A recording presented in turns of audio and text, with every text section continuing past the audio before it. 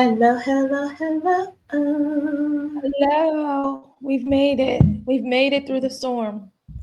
Welcome to We Have Some Notes with Tee and Tel. Hey, Tee. Hey, Tel. Long time no see.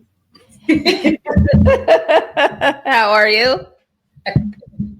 I was trying to figure out, was the theme song for allergy season this year, Nuck If You Buck? Because the pollen is giving big Nuck If You Buck energy. And I ain't got no type of fight back. I'm telling you, it's like 10-0 over here. It's winning. It's winning. Yeah, well, they said don't stop in the middle of your assignment. Keep going. That was actually the pastor's note today. So Okay. keep going. Don't stop in the middle. Even when you're getting beat up. Okay. So keep going. Man Don't down. stop in Oh, the middle. yeah. Okay. You still got this. Yeah. So it's very busy, very, very busy work week. But I did, as an adult, make a new friend this week So at friend. the Sephora. Okay, Sephora. At the Sephora. She's from Philly. I might have us a Martha Vineyard connect. So, I told her, so I was like, this is my glimmer for the week. Yeah. So we were just talking about Martha's Vineyard and how it's like a whole 2-year planning situation and his family there. So shout out to her. How was your week? I took my mom to Red Lobster for her birthday. We love a Red Lobster. To know my mom is know she would have it no other way. It doesn't matter if other restaurants are fancier. She wants Red Lobster. She doesn't feel loved, and so I make that happen for her. But Red Lobster is giving Fogo de Chao prices these days. They are giving RPM seafood. Remember, your $19.99 or your $24.99, your $26.99, your $28.99. The most expensive thing would have been probably like $36.99, $39.99 if you didn't catch on a special. Their average menu prices for everything is like $42. A 42 lie. You can't give me the same thing for a higher price. Even that seafood boil thing that they're trying to get the people to do, because I'm just not going to the restaurant and eating out of a bag. That's just me. But even that was like $40. Like, those are usually very pricey. These prices are ridiculous. They are ridiculous. Like Red Lobster, they got taken out. They're under new ownership, so that kind of makes sense. I understand all of that, but it doesn't make sense because I understand, but it doesn't make. We have gone through enough as a country. Like, can we just keep some? Can we have some nice things? Under construction. My account is under construction and new ownership as well. So won't be back for a long time. But we've got an excellent show started for the people. We got so much to listen. We got so much to talk through. I will try my best to get through as much as we can, but nothing starts before we play our little game that we like to call Somebody Said. All right. Are you ready, friend? I mean, I got pre-selected names for this week. It's either gonna be one or the two. So okay. Let's see how far that gets you. Let's see. Let's get ready for Somebody Said, y'all. Okay. Let's see. All right. Do I still have to explain this to you guys? This is Somebody Said. a little trivia game where I'm going to give T a quote, and then T is going to guess who that quote is attributed to. The only twist is the source can be, I don't know, a fictional character from a Disney movie, or it can be a line from a song, or it can be something that a conversation I've made up in my head, like, somebody I thought is what it sounded like to me, implied, indirect quote. But we've been friends for a long time, so she should just telepathically connect with the quote. So let's see what we have here. Here is the first quote. I trained my voice for Broadway. Oh my God. Jennifer Lopez. J-Lo and her delusions. Oh my gosh. Correct. You must be Delulu. You must be Delulu with the way. Jennifer Lopez says that she trained her voice from listening to other musicals, Broadway musicals, and that she actually prefers to sing in that way. Yeah. Okay. Okay, Ursula. Okay, here is the next one. Somebody said, I only know melodies, not mediocrity. I like the line. Sounds real goofy.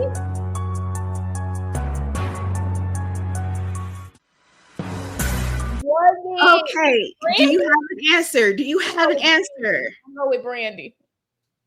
I don't know. This was Mariah. That was my first thought. Okay. That was my first thought, but I just didn't think you was gonna be that shady to put it's super shady. Now, mind you, I don't know how credible this source is. First of all, I saw this trending like on Threads and stuff like that. The only article that I can find about it is from Jana News or Janaya News. I don't know how credible this news source is, but apparently reportedly, according to them, during a public appearance, Mariah Carey was asked whether she remembered conservative commentator Charlie Kirk. And then she admitted that she did not.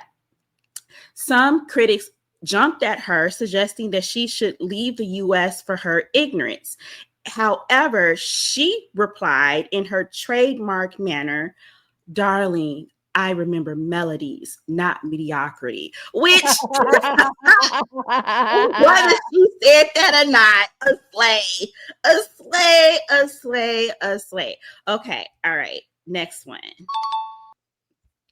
Somebody said, a flip bit flop wearing Chanel flip flops. Nicki Minaj. I see how you did that. You're like one of the. That was not Cardi B. Who?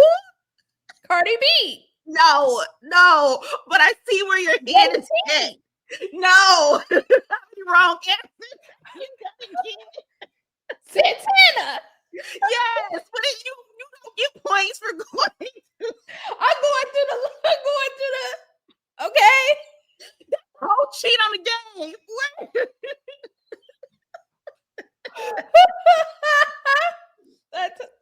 Santana absolutely, positively went on a rant and told the girls that who was he even arguing with at this point? Let me see if I can pull it up. I think this was to JT, correct? Yes, this was to JT. So let's see if we can pull up what he had to say to JT. There was so much going on with this group of characters this week. Okay. Now why can you? Okay, you can't see it. All right, let's see if I can get it to play. Can't wear two pieces that always look like a bodysuit, bitch. Fuck is you talking about? A flop bitch flop wear Chanel flip flops. There was a lot. A lot more said. He said you look funny wearing. He said you look funny wearing a 2-piece Funyun shape. It was just a lot. It was just a lot going on. We're gonna talk a lot more about that later in the episode, but we're gonna go right on back to somebody said, "Are you kind of?" I'll give you kind of sort of a cheat, kind of sort of, but we're ready for the next one. Okay. What's the point? Somebody said, I'm once, twice, 3 times a lady. Nicki Minaj. The correct answer is Selena Gomez. Selena Gomez, we talked about it last week on our show. If you recall, got married to the love of her life, Benny Blanco, but she actually wore 3 different wedding dresses. I believe they were all designed by Ralph Lauren. Let's see. Nice. I like the first one. This is the first one. This is the one I like. Let me show you. This one right here. This one, the lace one. The lace. Oh, that's beautiful. The lace was gorgeous. She looks so pretty.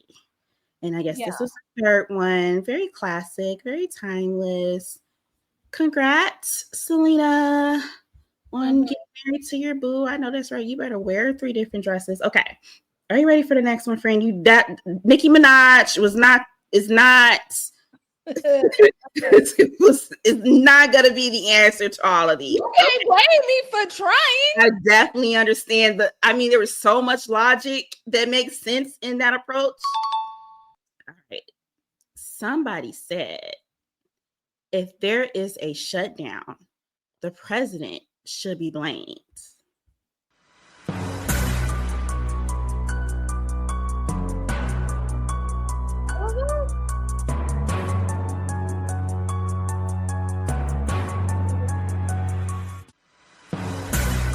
Everybody said that. Chuck Schumer, Cory Booker. All right. Everybody. Not an acceptable answer. The correct answer is Darth President. Darth President. I said everybody. You did. Once said, I think I have footage because we do not have to misquote him. We can just hear what he had to say. Let's let it roll. Hell of a time trying to negotiate here in Washington. So tell me, if you were president, what would you do? Well, very simply, you have to get everybody in a room. You have to be a leader. The president has to lead. I hear the Democrats are going to be blamed and the Republicans are going to be blamed. I actually think the president would be blamed. If there is a shutdown, I think it would be a tremendously negative mark on the president of the United States. He's the one that has to get people together. They're not going to be talking who the head of the House was, the head of the Senate, who's running things in Washington. So I really think the pressure is on the president. Yeah. Yeah. You may or may not have heard, we are now experiencing a shutdown with y'all's leader, Darth Vader, at the helm. And according to him, he should be blamed for his lack of leadership. Moving on. Moving right along. All right. Somebody said, are you still waiting? Still waiting for what?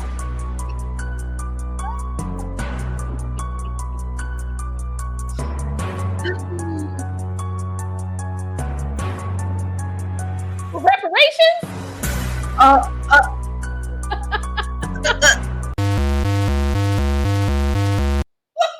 What are we waiting for? Correct answer is Ariana Grande. So on that same note, Glenda the Good Witch herself asked MAGA took to her live to ask Mega, are you still waiting to be great again? Let's see exactly what she had to say. It's a little spicy. It was a little spicy. So this says, I want to check in with Trump voters. I have one very genuine question. It's been 250 days. Now that immigrants have been violently torn from their families and communities have been destroyed, now that trans people have been blamed for virtually everything and live in fear, and now that free speech is on the brink of collapse for us all, has your life gotten better? Have your groceries gotten cheaper? Has your health insurance premiums gone down? Has your work-life balance improved? Can you take a vacation yet? Are you happier? Has the widespread suffering of others paid off for you in the way he promised it would? Or are you still waiting? Well, damn! She ran them down to the ground.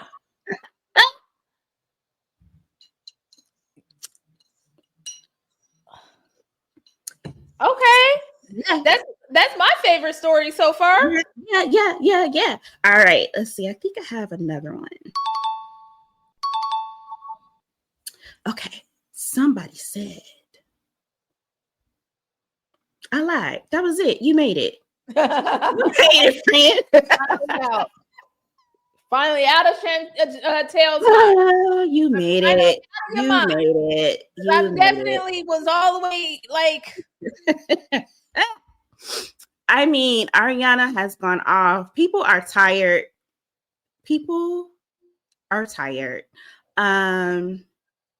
Let's talk about some good stuff before we go into absolute pits of hell with these stories. Damn. Come up with a name with this for this segment. I don't know what we can call it, but we're going to talk about some things that we're watching, some things that we're interested in. Oh yeah, that'd be fun. Yeah. What's new on the tube? Okay. The first thing that I think, T, you have to keep me honest, got overlooked because there's a little tizzy going on, but I do believe a little show called Reasonable Doubt is back. Okay. Yes, Reasonable Doubt. Love this show.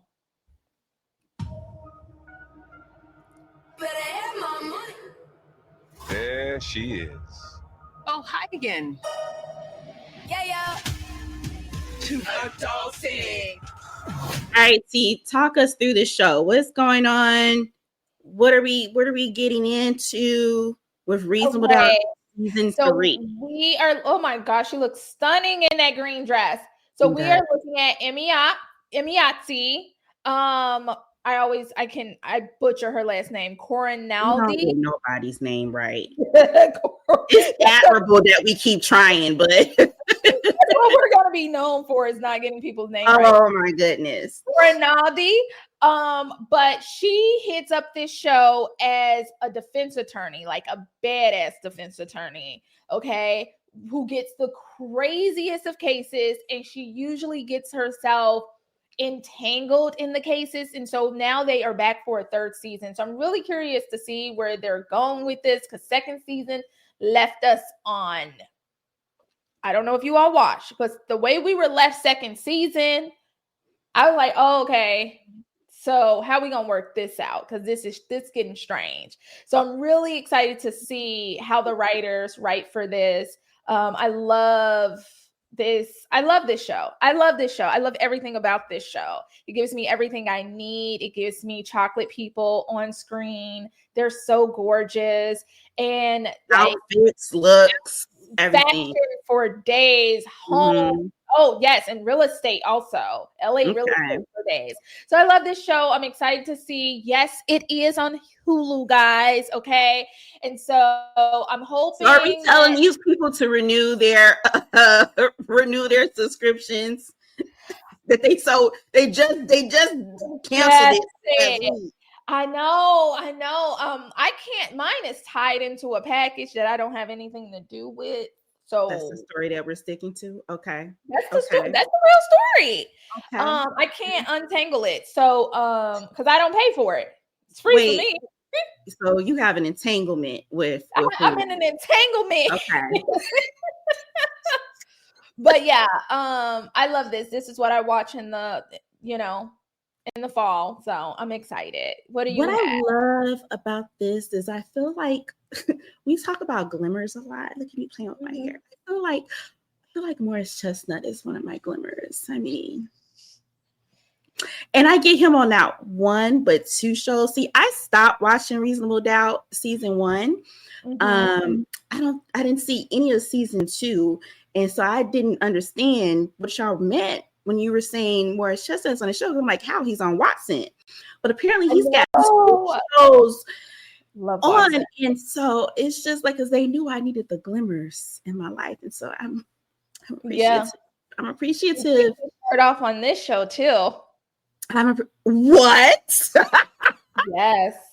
What episode? What minute? Let's do some research. My account is currently canceled, but I know I can get a free trial. I know I can. Okay, so we're gonna be checking out Reasonable Doubt. You know, do what you got to do with your account in order to check Morris Chestnut and the Beautiful Brown People out. Here's another one. Well, this is kind of just like a follow-up. So last week I told you guys that I was really looking forward to seeing one battle after another, and that it was starring Teyana Taylor and Leonardo DiCaprio. I love that I'm putting Teyana Taylor over Leonardo DiCaprio in the billing. Chase Infinity is in there. Sean Penn is in it. Regina Hall is in it. I can happily report that this movie was everything. Did you go see it? I know you were talking about you may see it, but your schedule, no. It was, friend, it was everything. It's giving you action, but it's also giving you revolution, okay? Revolt. It's giving you parenthood. It's giving you sacrifices that you make for your kids. It's giving you like the nuances of racism and how that really kind of plays with our government and our interactions with, you know, how we navigate different spaces. It's such a good, it was just such a, I had no idea where this film was going because, you know, I didn't like spoilers. I could have never imagined that it would have, the events would have unfolded the way they unfolded. And I'm very curious because they say that this is an epic. So does that mean they're going to be bringing out additional parts to this movie? Because the way it's written, I can see it kind of picking up the story later on. But it was a phenomenal, phenomenal film. And let me tell you something. Leonardo DiCaprio has this moment in Wolf of Wall Street where he gets on the ground and he crawls to the car, and he does something similar in this movie, and I was dying laughing. That is like my favorite thing, is when he does like these little comedic bits. He does that a lot throughout this film. It was fantastic. So you guys can still go see One Battle After Another in theaters. I do think it's a movie actually worth going to the theaters to see. And also, just as a follow-up note, listen, Love is Blind. I finished it. I watched all the episodes for you guys. I'm all cut up. I know who gets married. T has a flight, so I'm not going to ruin it for her. I'm not going to tell her what couples stay together, what couples did not stay together. But let me tell you, last week I forgot to tell you one of the other trifling storylines. So there's this girl, Cynthia. Okay, she hooks up with her guy. They meet. Lo and behold, Cynthia is 6 feet tall. Her guy is not 6 feet tall. Okay, so they talk, and he's like, "I love you no matter how you look, and it doesn't bother me, and I'm okay with your height." And da da da da da da. They get to their location where, the couples go to off to a vacation spot, and they're all going to meet. All the couples are going to get dressed. They put on their cute outfits because they're going to meet all the other couples for the first time. And baby Cynthia picks out like this little 4-inch kitten heel. It wasn't going to do much for her because she is 6 feet tall.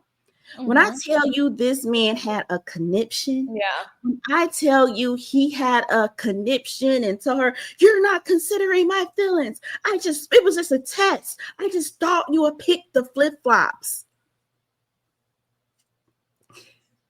The men on this season, with the exception of maybe 1.5, were a hot mess on this season of Love Is Blind.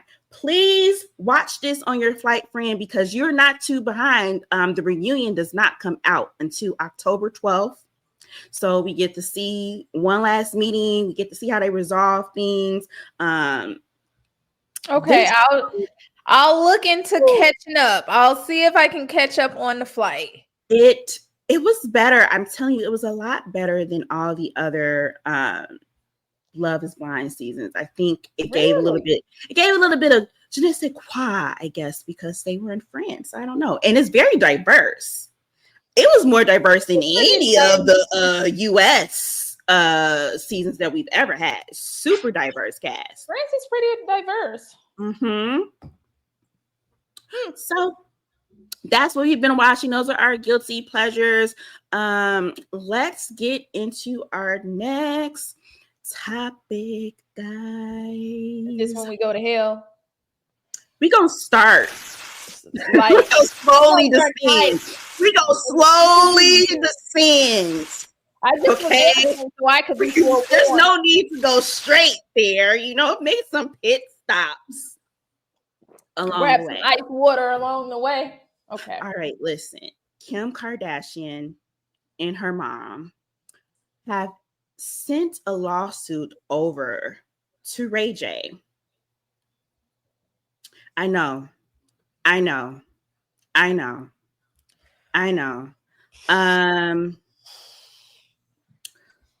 right, let's see. This is from AP News. It says Kim Kardashian and Kris Jenner are suing Ray J for defamation over his racketeering claims.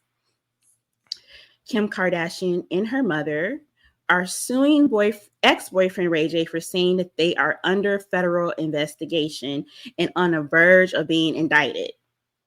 The defamation lawsuit was filed in Los Angeles Superior Court on Wednesday by the reality stars and business people in a fast and aggressive pushback against the allegations they say are entirely baseless. The article goes on to say that Ray J, whose legal name is Ray Norwood Jr., falsely claimed that he was working with federal investigators on a racketeering case against them that will soon lead to their indictment. Okay, the lawsuit alleges that Ray J's comments are part of a sustained campaign of harassment and defamation that has gone on for years. They say that he is, quote, unable to accept the end of his fleeting relationship with Miss Kardashian over 20 years ago. All right. Ray J has repeatedly sought to attach himself to plaintiffs' names and exploit their prominence for personal gain. Okay. This is really all stemming from a TMZ special that aired in May. Ray J was talking about Diddy. This was like a TMZ special on Diddy in his case. And he started talking about, I'm not reading the article now. Now I'm remembering, this is my memory. I was always with Diddy. I was at all these parties. He's gone on to say stuff like that. So I don't believe it. Like, how is all this happening? I didn't see it. Now, if you would have said that this was happening by Kim Kardashian and the Kardashians, then I would believe it. Like, that's around about what he had to say, right? So they're like, excuse the F out of me. They assert that no such federal investigation exists. No law enforcement agency has initiated any criminal proceedings or investigations related to racketeering charges against Ms. Kardashian or Miss Jenner, and no credible evidence whatsoever supports these inflammatory claims. He also said in another live stream, I forgot to mention this, that the federal RICO that I'm about to drop on Chris and Kim is about to be crazy. The feds is coming. He added that the racketeering case would be worse than Diddy. Y'all.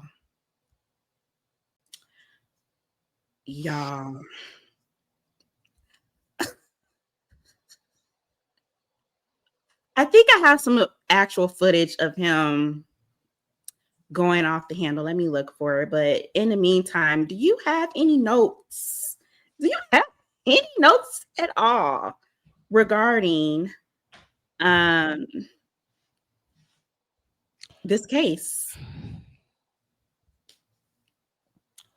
I just don't know why, how. We keep getting pulled into a group chat from 20 years ago. I just would like to know, this woman done been married about 11 times, then had all these kids. He done been married. Okay, like, why divorce? Why are we still here? That's all I want to know. I think that's their point. It's like you've been obsessed. It's been 20 years. Like, it's been 20 years. And also, I need Kim to stay away from the man folk. Just, I don't know. Yeah. If this would have been my roster, I would be like, all her exes be coming out talking crazy smack. Reckless. And I'm just like, dang. Like, she gonna have to sue Kanye too, because he be out here saying some real reckless stuff too. A gag order has needed to be gagged for a while. But I think he needs to start having them do the NDA thing when they start dating her. Because this is crazy. Take a note. That was a good note, friend. Say it again. Say it and write it down. You send it to her. I can't. It needs to be like the prenup. Yeah. In order for our marriage, as a condition of our marriage, even as a condition of us dating, you are never to say my name in public, my name, my mama's name, or my kid's name in public about nothing, ever. You break this contract, I'm suing you for all the money I know you ain't got. You need that, Kim. You need that. What Beyonce say? You want to party with the queen? You're going to have to sign an NDA. I just need for her to stay away from men. I think she's at a point in her life. Just she's not even around him no more. He's from 20 years. Can you imagine? In general, like all of them just stay away. They just not for her. Just accept, like, some things are for people, and the men folk is just not for you. Like, they not. Every last one of them then said something horrific. And what's gonna be? He's not gonna win this, right? I can, in my loose memory of not really even keeping up with too much of them, I can think of multiple occasions of Ray J going on lives. Like, one time he said he was going on live to expose the truth about what happened with, the sex tape and stuff. And he put the messages up. Yeah. And, I'm nosy. So I remember pausing the frame. And in it, he was even harassing her in the messages like, hey, yo, answer my messages right now. Or he was like giving her threats, like, you need to come to room 3 or give me code 3222 or something. And like, he was like, he does all this extra stuff to kind of force her to be in communication with him. And you and I have had, as women, like, we experience this. We know when men just are always reaching out from the woodwork, won't let stuff go. But this is just like on another level, because he uses her name constantly as a heartbeat to stay relevant at this point, for clickbait, for impressions. Like, I've watched his interviews and he has admitted that the marketing side of how his brain works is he knows when he goes on these rants and he does these crash out, that it makes his, it makes his SEO pop, basically.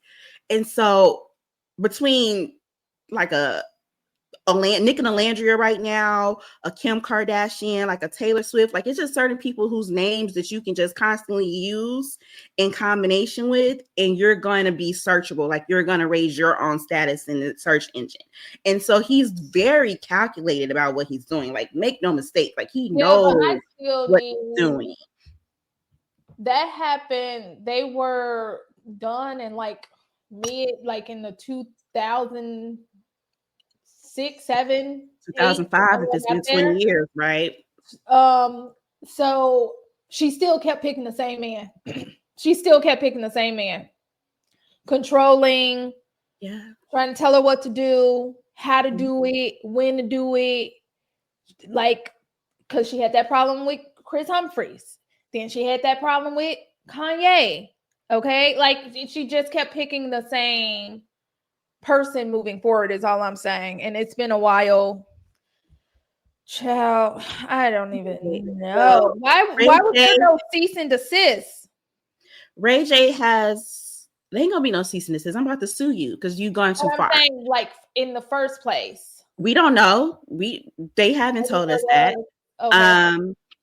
But Ray J has responded and says, this is Hollywood Unlocked. They're saying that things between Ray J and Kim Kardashian continue to take more twists and turns. Okay.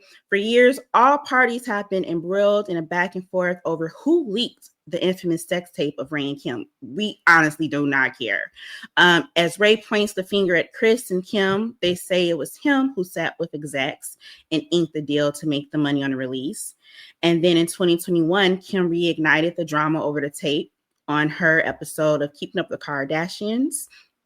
Then claims began circulating about an alleged second tape, which her lawyers denied ever exists, but then later took action to prevent from surfacing.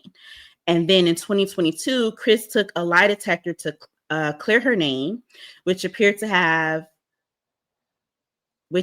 to have done. But Ray wasn't buying it and aired everyone out with a full-on PowerPoint. This is what I'm talking about. I saw PowerPoint presentation on Instagram Live.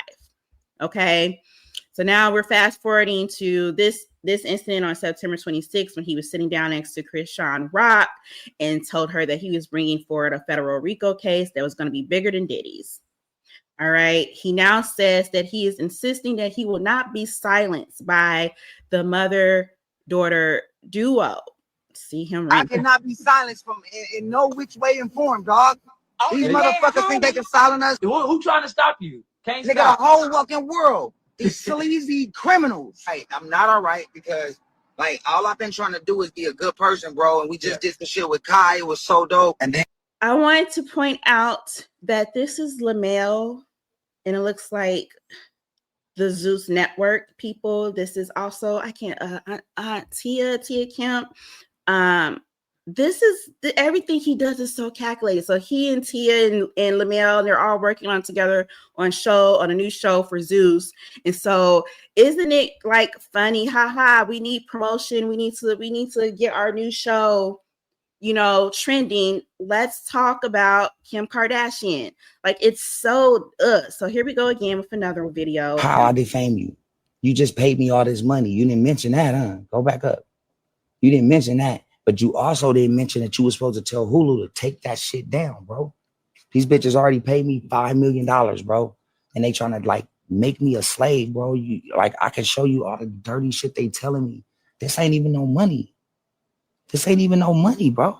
So he presents, I guess, on his show or on his stream, the actual lawsuit, and then he adds in for color that they previously paid him $5 million to shut the hell up, which I guess you still have not done. America deserves to know. Y'all trying to kill the black community. Y'all trying to kill niggas off. I swear to God, I can go deeper than this. But I'm not today. I'm not. What really bugs me at this point is this whole storyline of they're trying to take down black men, the black community. If we must put onus anywhere, we're going to put it on you, Ray J. You kicked this off. You kicked this off. Okay? So, should we be getting reparations from you? Like, who do we send our class action lawsuits to at this point? Yeah, it's a mess.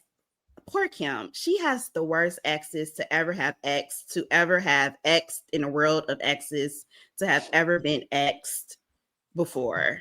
I mean, what a horrible roster. Throw the whole roster away. What a horrible roster.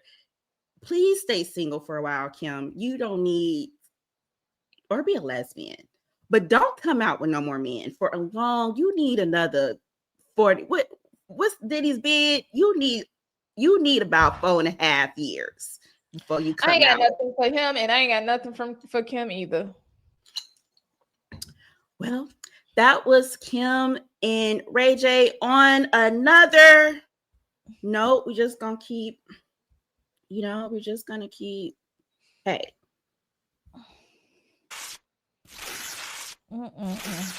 Send it slowly into the different levels. The fact that we can go lower than that is insane. Oh my goodness. Just bring your ice cubes. Just start the descent. Okay. Your ice cubes. Okay. Earlier this week, Cassie provided a letter to the judge during the sentencing of Diddy. In it, she wrote a very powerful 3-page statement. This is, I'm reading from the Jasmine brand. In her letter, she revealed that she still lives in fear. She says, I'm, quote, so scared that if he walks free, his first actions will be swift retribution towards me and others who spoke up about his abusive trial.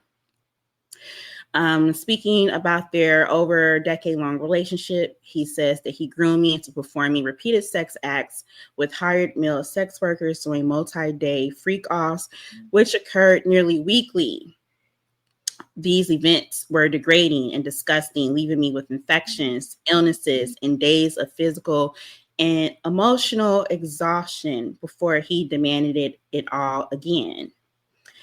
She then goes on to detail the leaked footage of Diddy that we all saw of him viciously attacking her in that hotel hallway. She says, people watched this footage dozens of times, seeing my body thrown to the ground, my hands over my head, curl into a fetal position to shield me from the worst blows. She ends by saying, he will always be the same cruel, power-hungry, manipulative man that he is. Well, we now know that Diddy was sentenced earlier this week. So I do believe he received 4 years, maybe 4 years and 2 months. This is from CNN. Sean Diddy Combs sentenced to more than 4 years in prison for prostitution-related conviction. Let's see. Yes, he was. Oh, I lost my signal.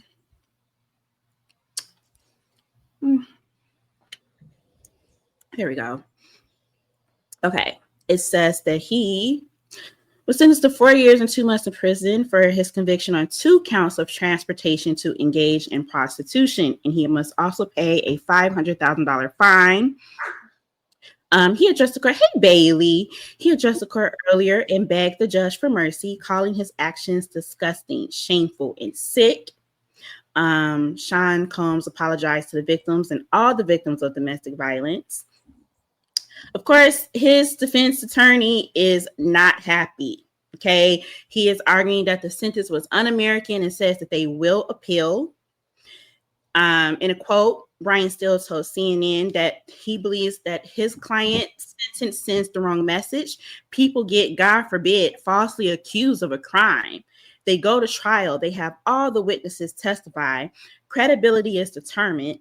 The jury reaches a verdict and finds in their favor, and then they just get sentenced for the same exact conduct that the jury found and did not commit.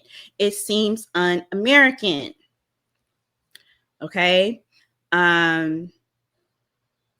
He goes on to say, or this is Mark Agnifilio, says the jury reached a verdict on coercion and found there was not coercion. And I think the judge said coercion today as a basis for his sentence at least a dozen times, adding that he thinks it is unconstitutional. Okay.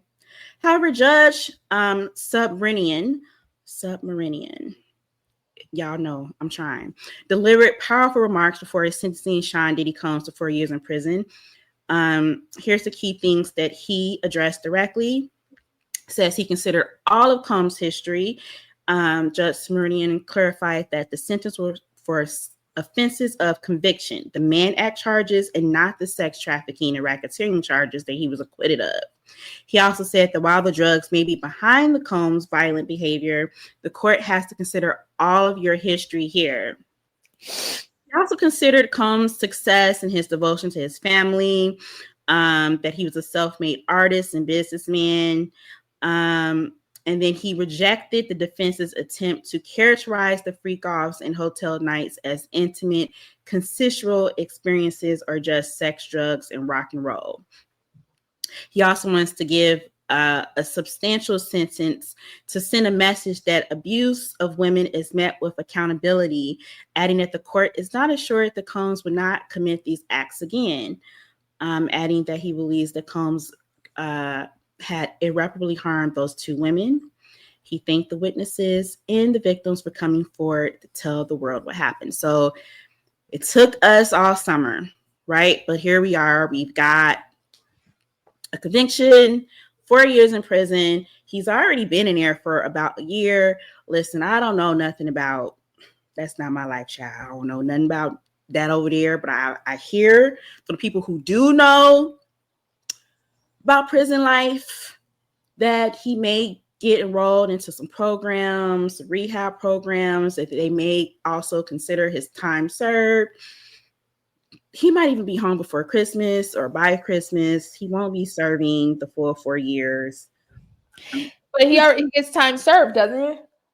That's what I just said. They may consider his time served on top he won't be serving the full. He's already been in there for what, nearly 2 years? He's been in there over a year, no? I know at least a year. So he won't be serving the full. I find it, he ain't learned shit. He said, I ain't learned nothing. First of all, sir, you may recall that they were coming at you with something like 30 years with all those other charges that they ended up dropping. So first of all, he didn't stop and wasn't thankful for that. Like, okay. Yeah.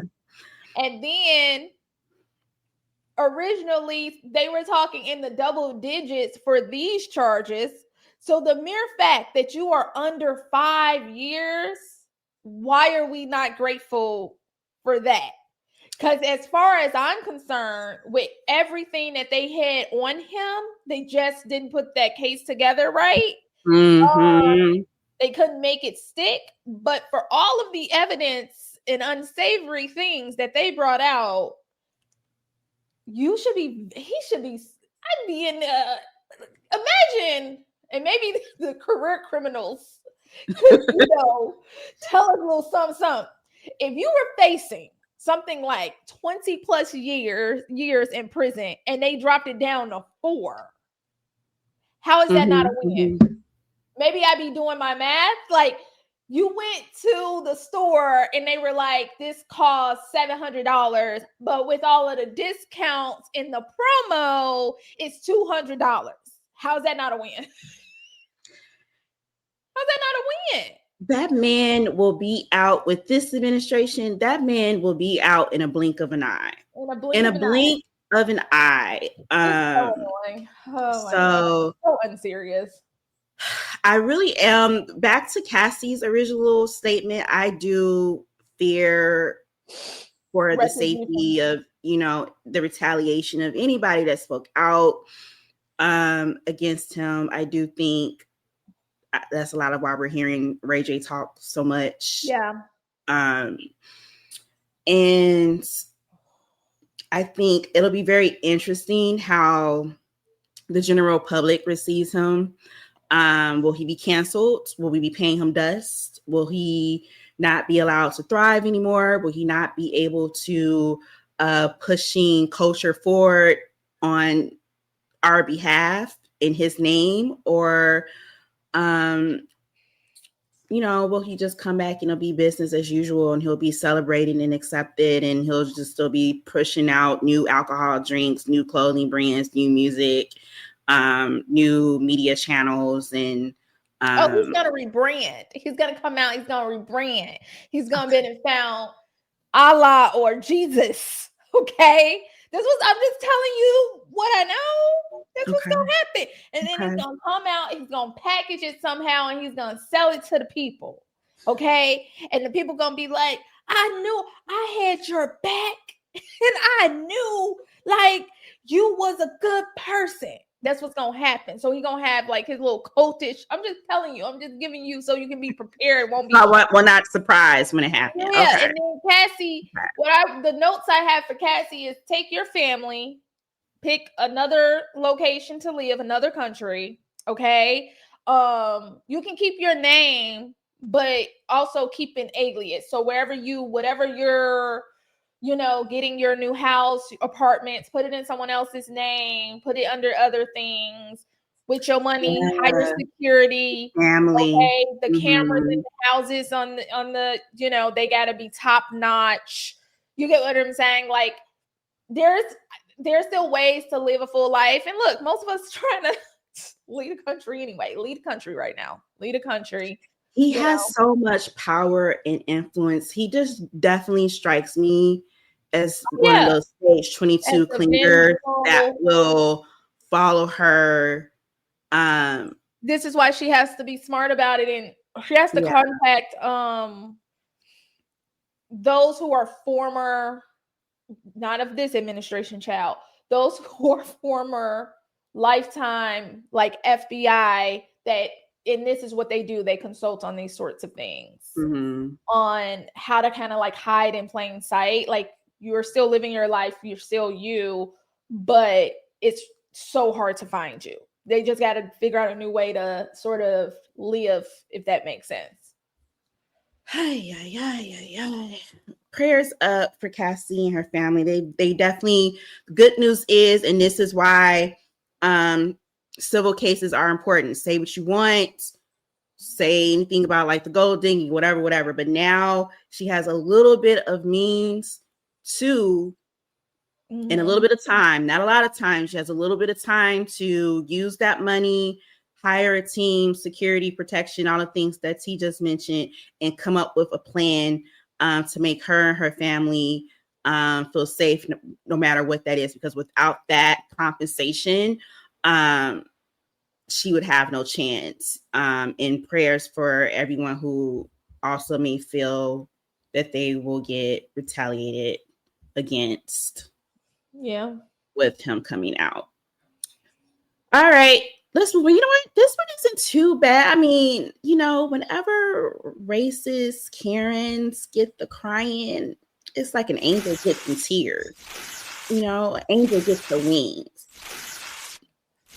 Collect your tears. We don't care. Bad Bunny was announced as this year's NFL halftime performer.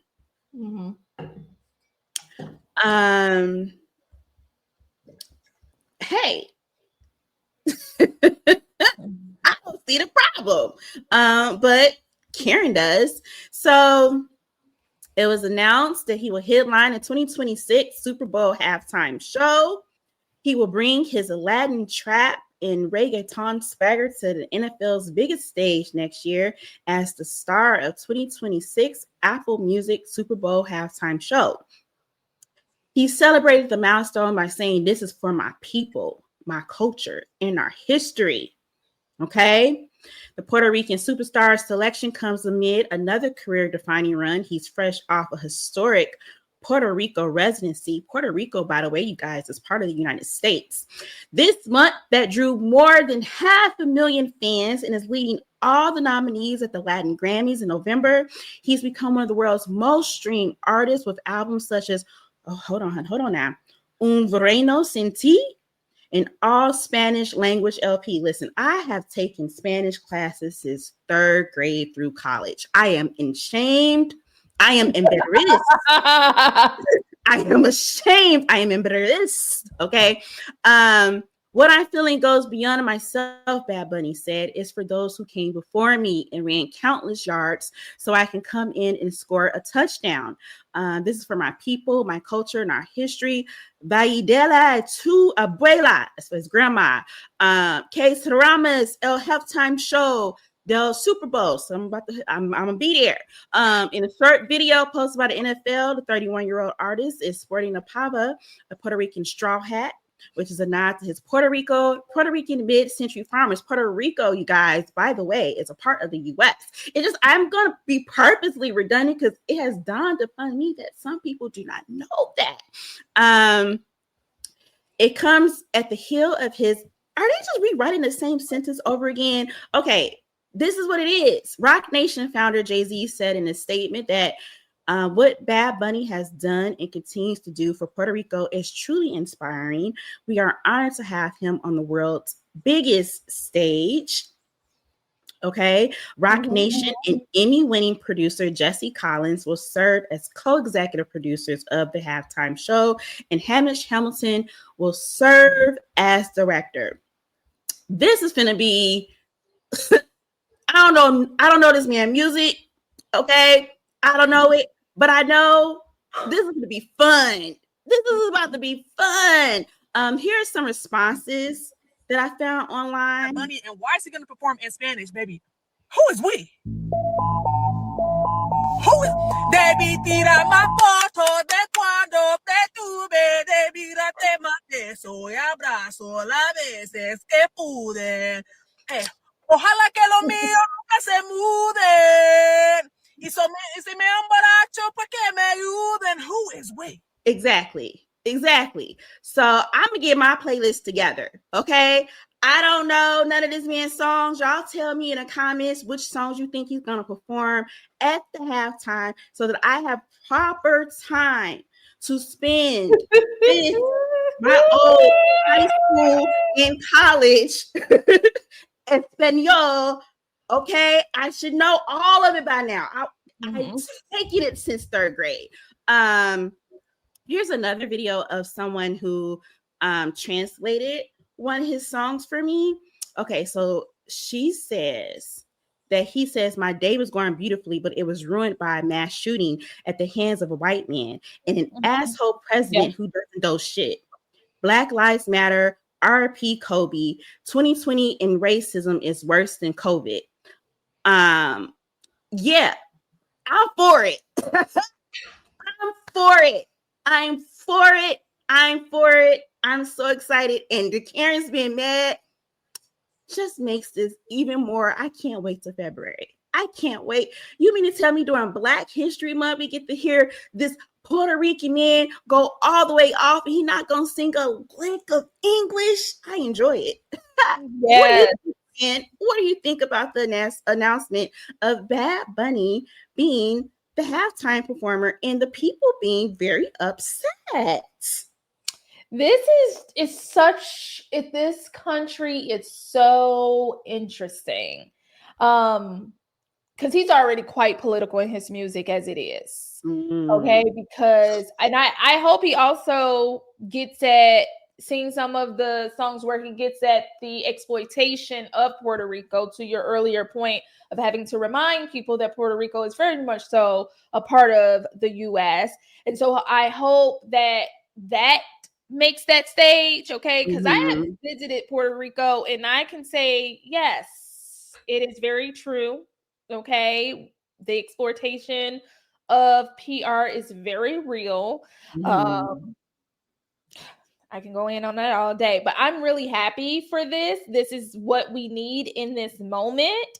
And so I hope he keeps that same I don't give an F energy as Kendrick did last year. I hope that just continues. Like, I hope it's like, who gonna check me? Who gonna check me, boo? I want it to be that sort of energy all the way through the performance. And I know he was on Saturday Night Live recently, and he didn't hear there either. So it's about, and this is the thing. I don't know, where do their children go? Because everybody's had a Bad Bunny concert. So okay, so some of the comments are saying, some of the pushback from these people, they are saying things like, can I make this any bigger for you guys? There we go. Super Bowl canceled. A sport with fans being majority English speakers. Nice one, NFL.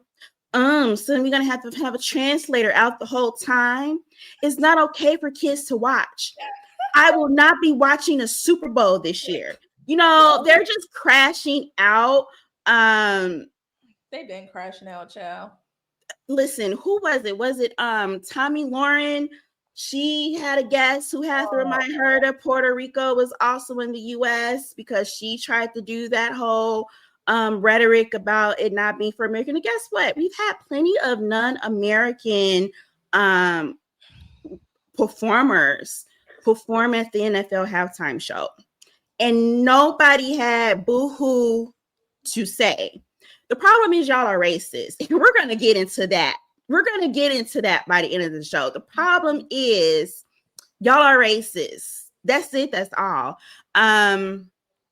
Yeah, I'm looking forward to it. I think Turning Point USA also announced that they're going to do their own version of USA performers that are Christian valued, and someone had to remind them that, again, Bad Bunny, who is Catholic, which is a Christian branch of religion, and is also United States citizen. Like, where do we go wrong? Where did we go wrong? You know, they always forget that PR is the US, but y'all are always down there in Condado working my nerves. Like, I can never even be in Condado. I'm like, you know what? I didn't come down here for this. I came to get away. Let me go back over to Old San Juan. Because y'all, for some reason, you remember then, but you don't remember now. Okay, I got you. I see you. Embarrassing. I see you. All right. Next up. Because I guess they said F the people. Okay. F the real people. What do we need real people for? You and I discussed this last week. There was an AI singer who had got a $3 million record deal. Okay, so this week it was announced on the Rap, or throughout the trades, that there is a computer-generated actress named Tilly Norwood who will soon sign with a Hollywood agency. Okay, Tilly Norwood's creator Ilan van der Velden revealed at the Zurich Summit that agencies that previously dismissed the idea of working with this AI project are now eager to represent Tilly as an actress. With some of the people that we got, I guess I understand, child. Here's another picture of Tilly. Y'all said it ain't gonna be no more humans. That's what it is. I guess it's just not gonna be any more humans. Of course, this is getting a lot of Hollywood backlash. Lucas Gage, Melissa Barea, Simu Liu, they all claim that this is not okay, that this is actually a hindrance to what it means to be an artist, an actor. Whoopi Goldberg also spoke up and said, let me show her this one. The problem is with this, in my humble opinion, is that you're suddenly up against something that's been generated with 5,000 other actors. So it's got a little bit of Betty Davis's attitude. It's got Humphrey Bogart's lips. And so it's a little bit of an unfair advantage. But you know what? Bring it on, because we can always tell them from us. We move differently. Our faces move differently. Our bodies move differently. So hopefully we'll be able to hold on, because what this means in AI in the workplace, not just in my workplace, but in every industry, is that some industries are using AI now thinking they're going to replace people.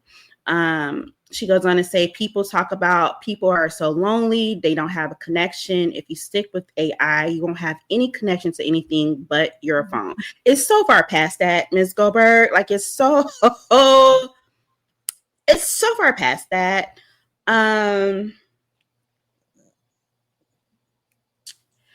What does this mean? Are they trying to tell us something? Are they just like, we are prepared for the humans to not be here anymore?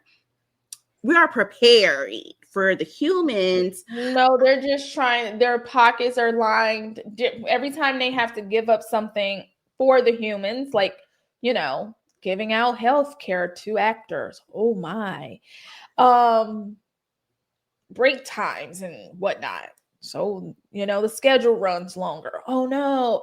Every time they have to deal with humanity and leaning into it, that's when this comes in. I think ultimately, and this is not going to be on millennials and older. It's not going to be determined by us. It's going to be determined by Gen Z and probably younger Gen Z and going further and further down, but maybe even older. They're going to have to make that decision if that's the direction that they want to see life go in. Because what I really anticipate seeing happen is people really, really making an effort to return to the arts.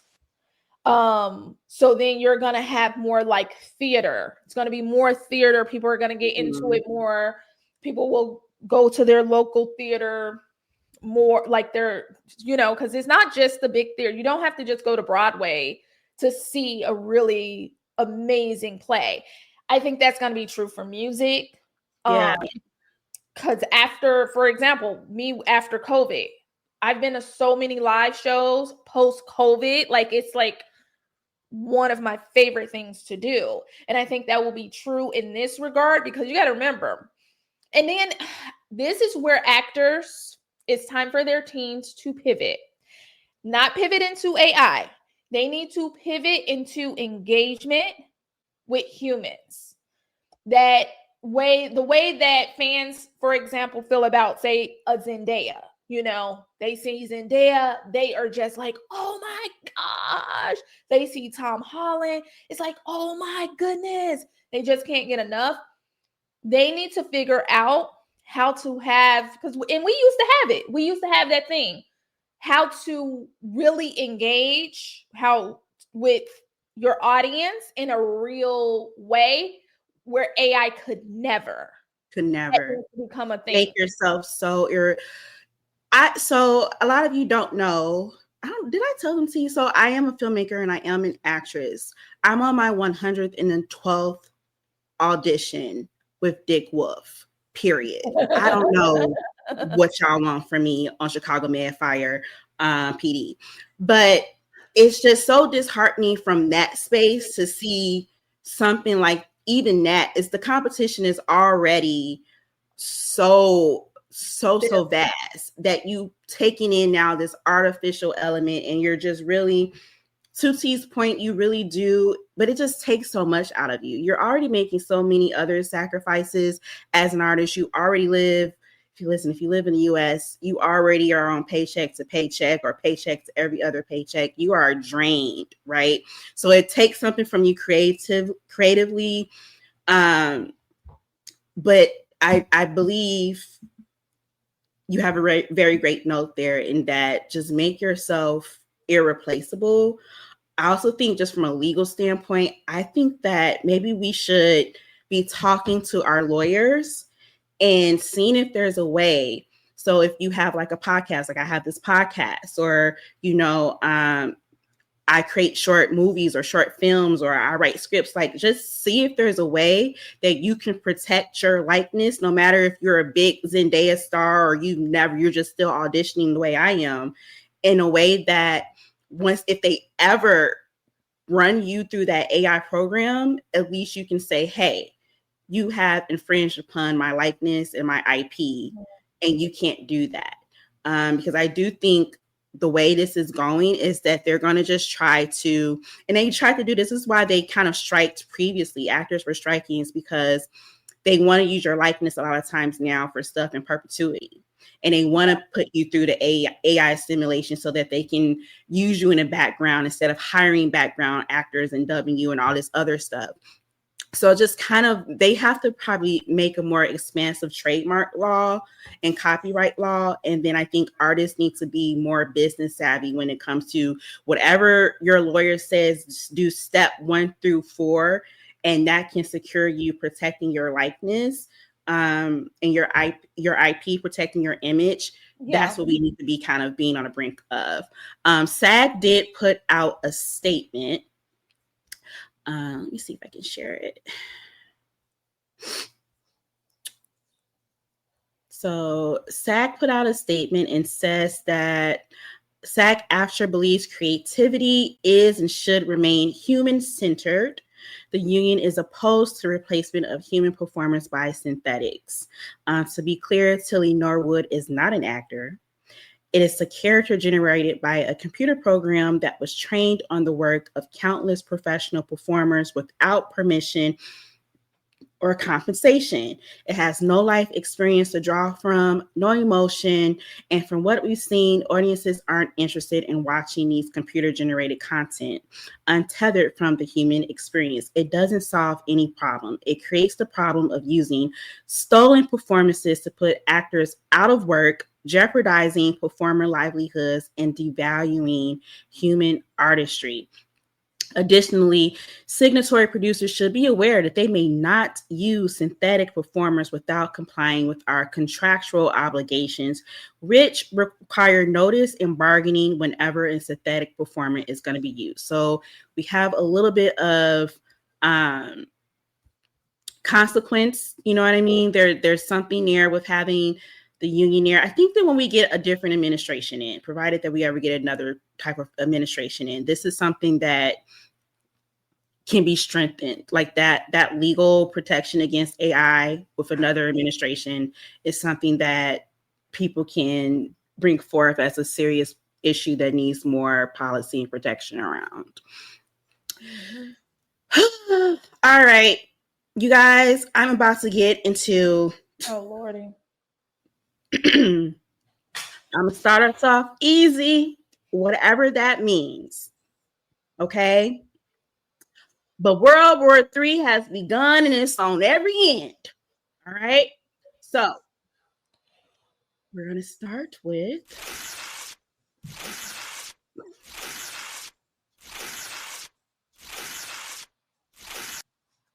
Cardi B versus Ice Spice. Now, while you were sleeping and minding your own business, a resurfaced audio clip came in the depths of the night, child, like a thief in the night. It was giving rapture, okay? Of Cardi going full off the handle, cursing out James. James is a part of Lotto's team. This was reported on The Breakfast Club, and mind you, because I do hear that there's just a lot, this whole situation that we're about to go over, there's just a lot of, we are commenting on this and exercising our fair use to do so, okay? So we're going to play you a little bit of this clip taken from The Breakfast Club. This is leaked audio of Cardi B going off on Ice Spice's child, everybody. Going off on Ice Spice's team. I'm going to show y'all. I'm not Lotto. I'm going to beat her the up. I'm going to knock her the out. All y'all. I'm going to beat her ass. I'm going to get Riot beat up by my y'all going to see what the is up. You think I'm yes, Lotto? Tell me, what's that? Yeah, I don't know. I'm on vacation. Bro, I don't got to tell y'all that she said. Because y'all know exactly what the she said. Go on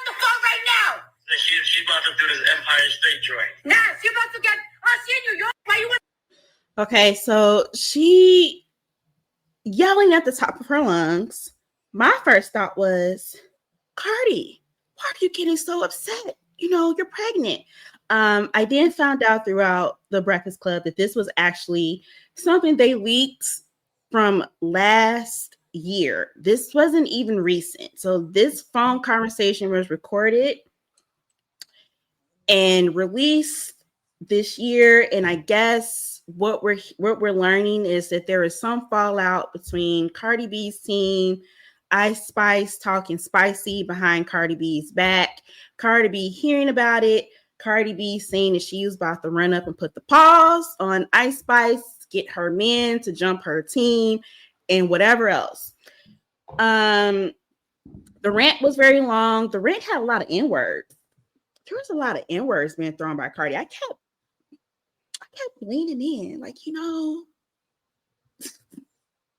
when did Cardi? She don't even really say the N-word in her music, correct? No, she does. Oh, I missed it. It was just so many of it back to back that I was like, this is a lot of ninjas. There's a lot of ninjas being called out. Okay. We didn't have too much long after this to process like what was going on, because shortly thereafter, Cardi B and Nicki Minaj started up again with their back and forth. Did we think we left this child 10 years ago? We did, but apparently we were wrong for thinking that. Thank you so much to Hollywood Unlocked for keeping such concise records, because a lot of their back and forth, they went and deleted it. It's really confusing to kind of keep everything in line. So I'm gonna do as best as I can, and it's a lot. Now, friend, I don't know. Should I read this like speed read it, or should I give it flavor? Like speed read it? Okay. All right, hold on. Let me see. All right. To give it just a little bit of context, mind you, a little bit of background. In addition to this, continue on their years-long beef, this new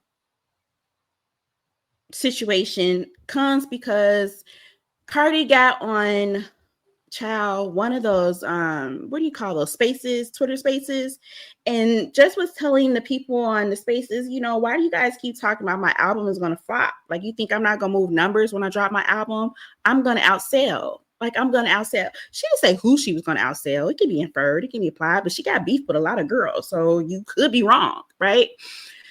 So in the thick of the night, numbers came in and Nicki Minaj started posting all of these memes. This first one says, despite false reports, Nicki Minaj is the only female rapper to have an album cross 200,000 units first week this decade. She starts posting herself being a queen. She writes on her stories, damn Billboard, I mean, I'm still winning, but I'm bored. Then she starts mocking this song from Cardi B's album. So she starts off a lot of tweets with ABCDEFG, pregnant, play with his boosie, ABCDEFG, surgery to look like me, tell the rat to tell Jay-Z, Rico fraud and perjury. Faith at $4.99. So she's teasing Cardi for having something on sale for $4.99. ABCDEFG, rap like Barney, still ugly, calls her Barney B. ABCDEFG, heavy tonguey. I don't know. You gotta make it rhyme. She starts posting about eagles versus crows, how eagles, she gives us like Wikipedia facts about how eagles fly higher than crows, and that makes the crows mad, and the crows got to try to be a little bit more coordinated to attack the eagle. And so she's implying that she's the eagle. Like, it was a lot of predator versus scavenger, intelligence, behavioral comparisons to her being an eagle versus a crow. Okay, she goes on with that for a while, child. Then she says, to every enabler, never provoke a writer while they're writing. You join the game as a willing participant. Don't try to back out now. She announces that her album is coming out March 27th. 2026. She hashtags rock bottom nation, rock inflation, Rico nation, you failed. Let the reindeer games begin. We hashtag win again. She posts a flurry of Cardi B posed as or in image as of Barney. We also have random pictures of Jay-Z in a pink wig. She writes here, raw dog and pregnant with the fourth baby, Barney B, BV, HPV, allegedly. Okay, so now Cardi is starting to respond. She starts reposting facts about her album. Cardi B is now the only female rapper in history to debut her first 2 albums at the #1 on the Billboard 200 chart. The drama just doubled. Am I the Drama is now officially a 2 times platinum certified album. Cardi writes, damn, she was streaming Magnet hard as hell, huh? A, B, C, D, E, F, G, your man has to snatch the PC. Pussy tastes like honeycomb. Yo, bro, be touching 12-year-olds. Cocaine Barbie, by the way, was trending all night. Cocaine Barbie. The power I have, make these bitches come out of rehab every time. Go to your fucking room. Nothing more annoying than a bored bitch. You must have missed me, huh? Crazy, now kiss my feet. She posts a picture of Nicki Minaj's brother in a pink wig. If you recall, her brother was sentenced to jail for a long time for pedophilia activity and sexually assaulting his stepdaughter, I believe. She says, nah, because I was really baking ribs and making blondie brownies, and here come this bitch bothering me on a damn Monday with some picture of some ribs. Okay. All right, now this is the 3rd tweet talking about my pregnancy, like you wasn't going to different fertility doctors because you couldn't reproduce from all them perks scrambling your eggs. This is not allegedly. Lord, protect my babies. Why you keep bringing up my album? It's not the gag that you think it is. You've been in the game for like 16 years. You need to compare yourself to your peers that started around your time. Rihanna, Taylor Swift, Drake. Those are the numbers you need to be competing with, and you can't because you're doing lower than all of them. I was in high school when you came out. What the F is you comparing yourself to me for? Nah, because okay, so then she repeats. Okay, so I'm a pause. Oh, Jesus. I'm a pause there. That was a lot. So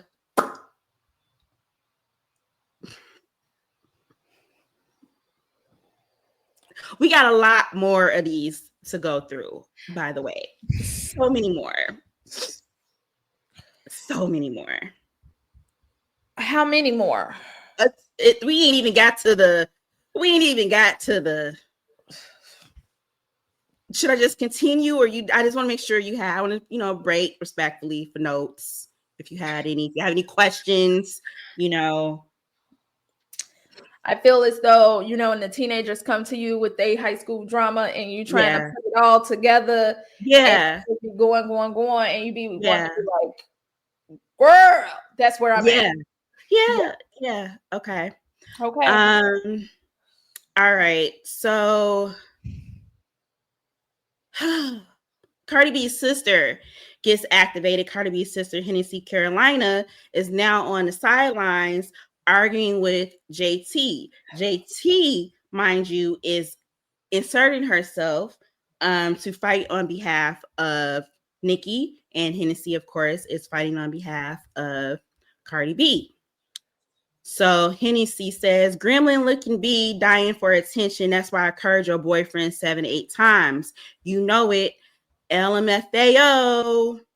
How would I know that? JT responds, I don't know. Y'all ran through assholes from nowhere, but getting y'all ass whooped. Your sister literally got dogged out for years in front of millions. Low self-esteem, half an ass hoe. And if it looked like a gremlin, the fuck you think of the face sister brought? You think of your sister face, basically. Ho, go sit down and go get your sister ready for Friday, pussy. Your sister been starting since Kim Barbie was breaking down those weak ass bars to Player's Prayer. Ho, nobody jealous but your sister, who promoted Rick in several songs because I put it on my ass, delusional ass bitch. Hennessy says, you a hating, jealous ass bitch. JT says, just like a Spanish girl to think a black girl is jealous. Bitch, your sister gives baby fat jacket in the summertime to have a pregnancy and Team Jordan is jealous.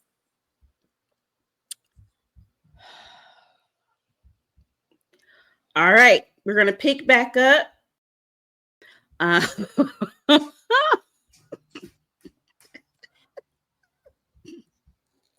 Nobody's kid had to be dropped off to soccer, swim class.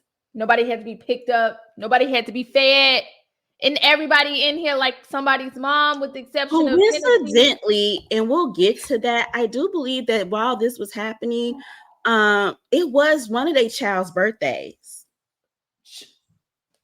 Yeah. Now I don't know.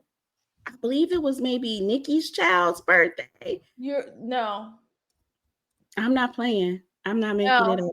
I'm not making it up, friend. No. I'm not making it up. My answer is no. Yeah. All right. And speaking of kids, I think during some point in this altercation, the kids get brought in. And you start forgetting that, like you said, that we're talking about grown women. Cardi B is about 32, 33 years old. Nicki is 42. I don't know how old JT and Hennessy are, but JT is in her 30s. Oh, I think okay.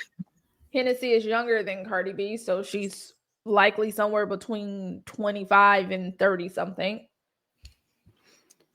This is insane. All right, you guys, you ready for the next iteration? It goes on. Nicki Minaj. Is I'm the Barney B in the flop? Is I'm lying about fertility when a queen has never once seen or spoken to a fertility doctor in her life? Is I'm the one sleeping with Trade while hubby fucking Sweetie and taking my big gooey hole for alimony? Is I'm the one going to be sued when a queen show her medical records to the courts? Oh, rock bottom nation, we win again. Desiree, I have your medical records too. The lawyer said we gonna have Barney be homeless within 36 months. Praise God. Lucky we eating cake right now. I'll just keep reading. Barney B, I know you don't know this, but some women plan their pregnancies, you dirty Heineken pussy twat. We don't let niggas fuck us while we pregnant for the next Trade who got 4 other people pregnant. You see, the devil has come to collect. You sold your soul. You made a pact, but you lost. Now here it is. You have been neutralized in the mighty name of Jesus. Every word you speak on me or mine will now curse your enablers more than your dizzy brain could ever fathom. I was pregnant from my first love, got married, and the next year got pregnant from my soulmate on purpose. You see, Barney, we planned it.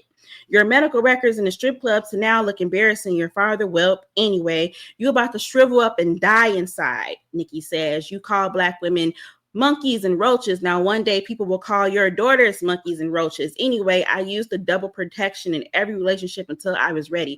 See the difference between a hoe and the queen. She then posts a lot of chart corrections about Am I the Drama, and their pure sales not being as high as Cardi is reporting. She goes on to tweet. Also, I know y'all don't like taking my advice until it's too late, but don't listen to that music. It has been dipped in evil spirits, and your sole purpose is to unleash the spirit of drama in your lives. We rebuke it back to the pits of hell. It shall not stand. Delete it. She goes on to say, also, let me say this, though. I have never had fertility issues. It's not something to use to be dragged until you know the women who are actually living that pain, blaming themselves. We cannot only imagine and pray for them, love them, uplift them, and not use these women as a punchline.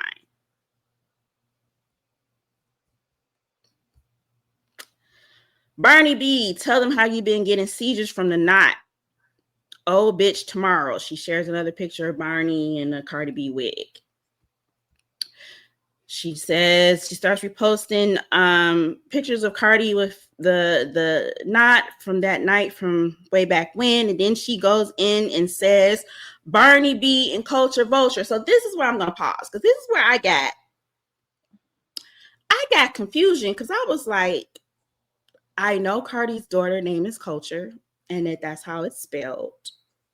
But as we just read, I know that Cardi's sister is arguing over there with JT. All this is happening at the same time.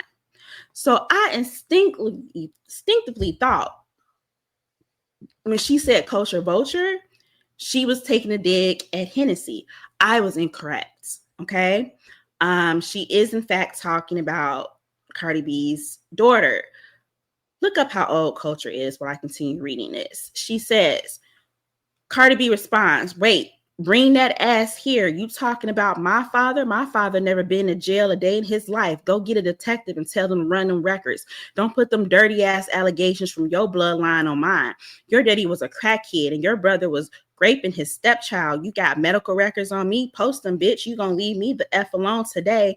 And let me tell you something. Let this be the last time you mention my kids before I spill the tea on yours. While you talking about ABCs, you gonna leave me the F alone today, ho. I'm sick of you, bitch. Like, damn, how you pressed over an album you ain't got a hit in or mention in? Bitch, feelings hurt because I ain't pay her no attention. You haven't even cut your fucking kid cake. My God, it's 6 o'clock in LA. You must have took your first line of coke today. Actually, don't say that. It says, you must have took your first line of the day. When have I ever had a seizure? You the one that went on that award show saying you ain't want to call 911 after you was shaking from that drug overdose. Cardi B continues talking about it. Not miss, I'm standing right here. Girl, it's your son's birthday. Why are you on Twitter dedicating essays to me? For the love of God, go to Chuck E. Cheese. I'm tired. Nicki goes on, leaked it once Barnaby started trending allegedly. Papa first party is over. He got 4 more to go. Let's go, ho. Drop the receipts. Rico Nation, Desiree, you sent Jigga Man broke. Huh? Get this bitch before I get in y'all families as well. Tonight happens to be the fucking night. Nicki goes on with a roach spray. I'ma spray it in that bitch disease riddled mouth. Bunch of different cum stains on a new roach for entertainment purposes only. She starts going off on Rock Nation. She goes back to Cardi. Barney Dangerous, Bodega Barney, what up? Your sister can get that chest caved in if you pregnant with another monkey or roach right now.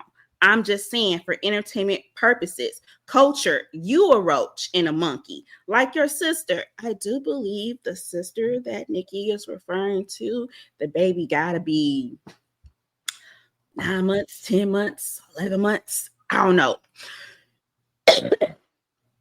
Cokie B, please don't sniff coke with baby number 4 or 5. Word to Carlos. Culture, a vulture, and her mama a crow. So stupid not to see once Wendy ate that crow what happened. They played you to do that hex to yourself, you flop ass, heavy tongue. She goes on. Now she's going everywhere. She starts telling Jay-Z to take off that fucking lace front.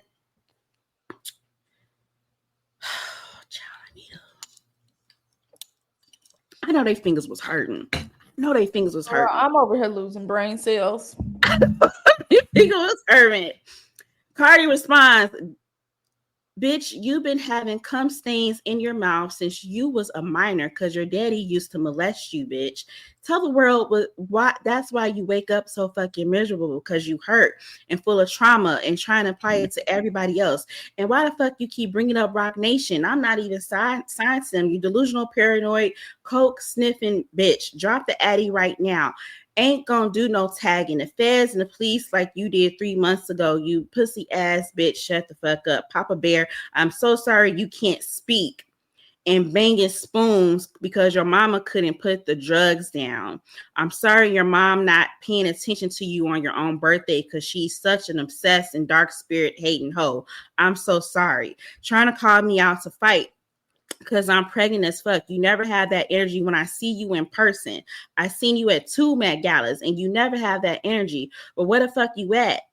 My niggas is outside right now. Where the fuck y'all at? Bitch, you wish you could call my daughter ugly. Culture is beautiful and you know that.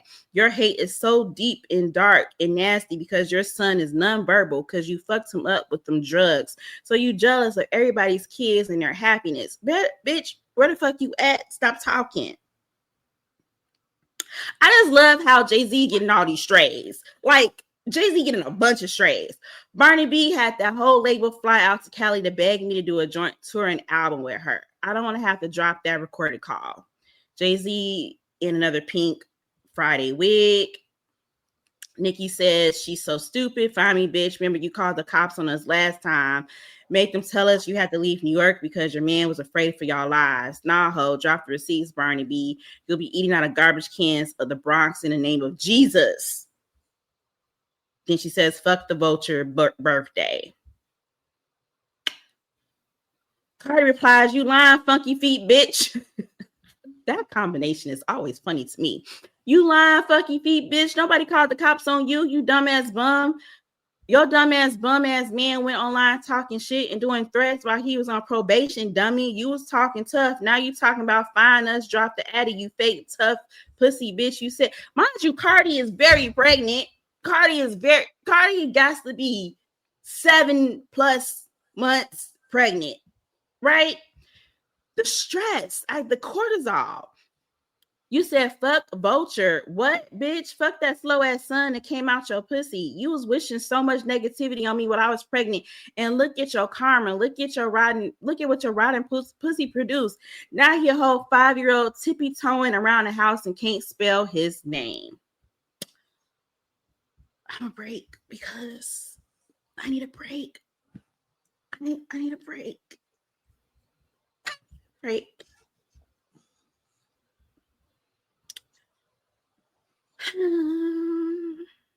I don't know, child. This continued for hours.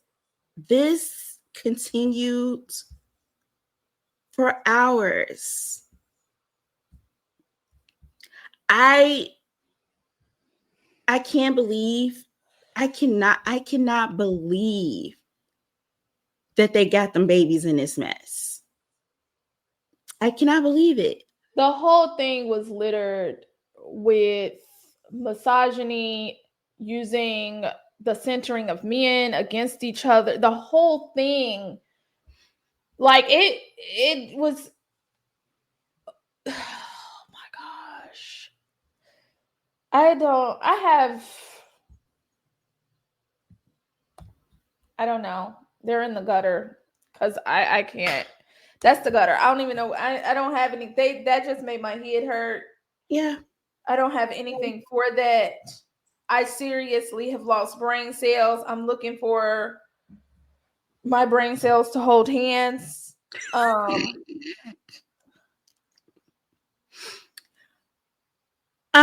So much more of these I will add just for color. Continued on with Nicki telling her fans that she's a prophetess, that she is ordained, anointed, that she is cursing these people in the name of Jesus. While cursing them. Okay. Same, in the same, all in the same. I know you kept, my sensibilities kept being like, why you keep bringing Jesus into it after you done just used all them dang on F-bombs? That was a lot. And it's not. Listen, eventually Nicki turned around a day or two later and gave a half-ass apology to, it kind of sounded like a Kendrick. You know how Kendrick did the whole Dear Adidon, what's Drake's son name? Well, it was not an apology. No, it was a half-ass apology. Because Kendrick never did an apology. Well, I'm just saying the way it was phrased, like that he was like, Dear Adidon, or, you know, I'm sorry that your daddy is a this. I'm sorry that your daddy is a that. That's kind of was the tone. Actually, I'll just apology. Yeah. Well, exactly. So here I have it up. Nicki Minaj writes, I'm not sharing it, but I'll pull it up. Dear culture, truth is I did all of this for a bigger purpose, and one day you'll understand. You're a cute child, and lots of kids have cute little funny looking gums before they grown into all of their features. One day you'll see this, so I have to say I apologize as a child of God and queen of my community who looked to me for integrity. You're an innocent child and don't deserve any of this. One day your mother, aunt, and many more will be brought to their knees for what they've said and tried to do on my young prophet, beautiful boy. Take care, my darling. This isn't who I am. To which Cardi B responded, don't give my child no backhand apology and keep my child name out your mouth because I'm going to always take you where you don't want to go about mine. Honest truth is, going back and forth about kids is really draining my energy. I don't want to keep mentioning kids. It feels very nasty and dark, but the energy you keep giving my kids, I'm going to resend it back to the messenger. Dear Papa Perk, Cardi B continues, I'm sorry that your mommy haven't cut you a birthday cake for the past 3 days because she can't take my success or happiness. One day you're going to grow up, and I hope you understand when a girl says no, it means no, and you can overcome the pedophilia blood you inherited from your grandfather, father, and uncle. Please don't hate me when you grow up because your mommy rather give me more attention than she gives you. Hopefully when somebody that really cares about her puts her in rehab and gets her the help she needs to come out and read you a book.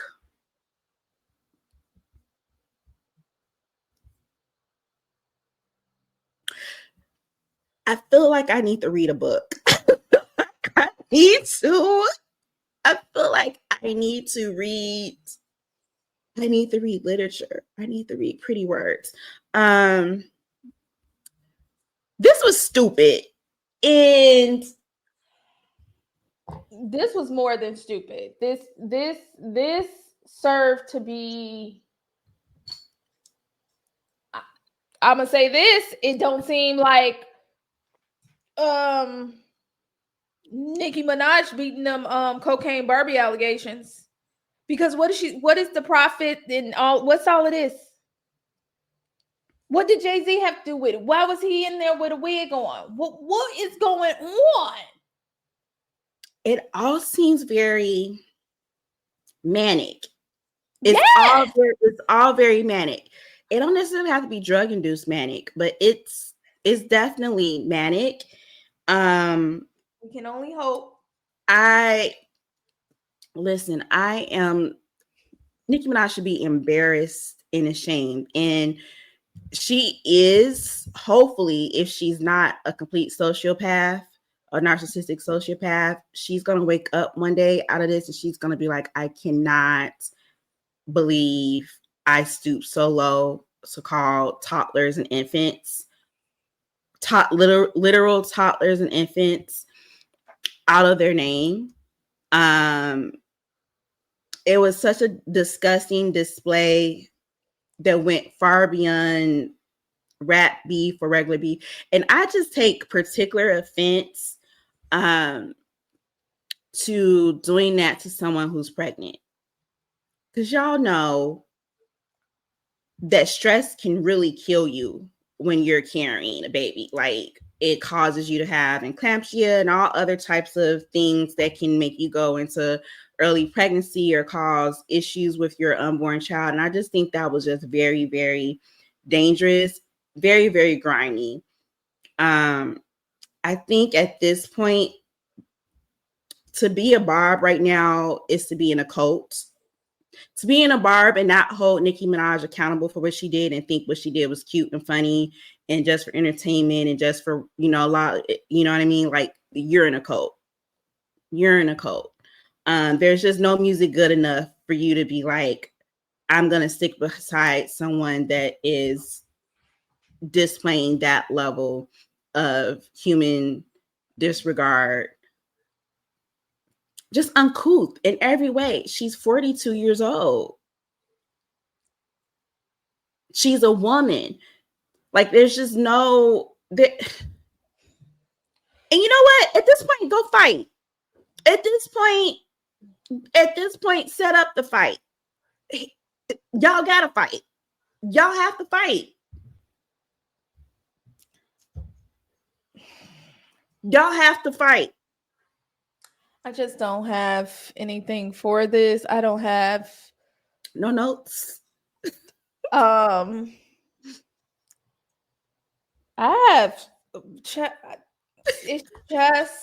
It's ever so much. Mm-hmm. It's ever so much. The mudslinging.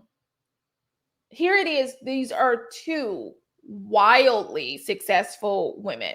Okay. Like, beyond anything people could even possibly imagine of success, both monetarily and in popularity. And the slinging of insults based on men, when so much of the music that they do is based on decentering men and owning, having their own autonomy. And so that was just of a particular sort of nastiness that is just like, so everything leads back to your value being attached to some man, So there was that. And then it was, who has that type of time? Who has that type of time?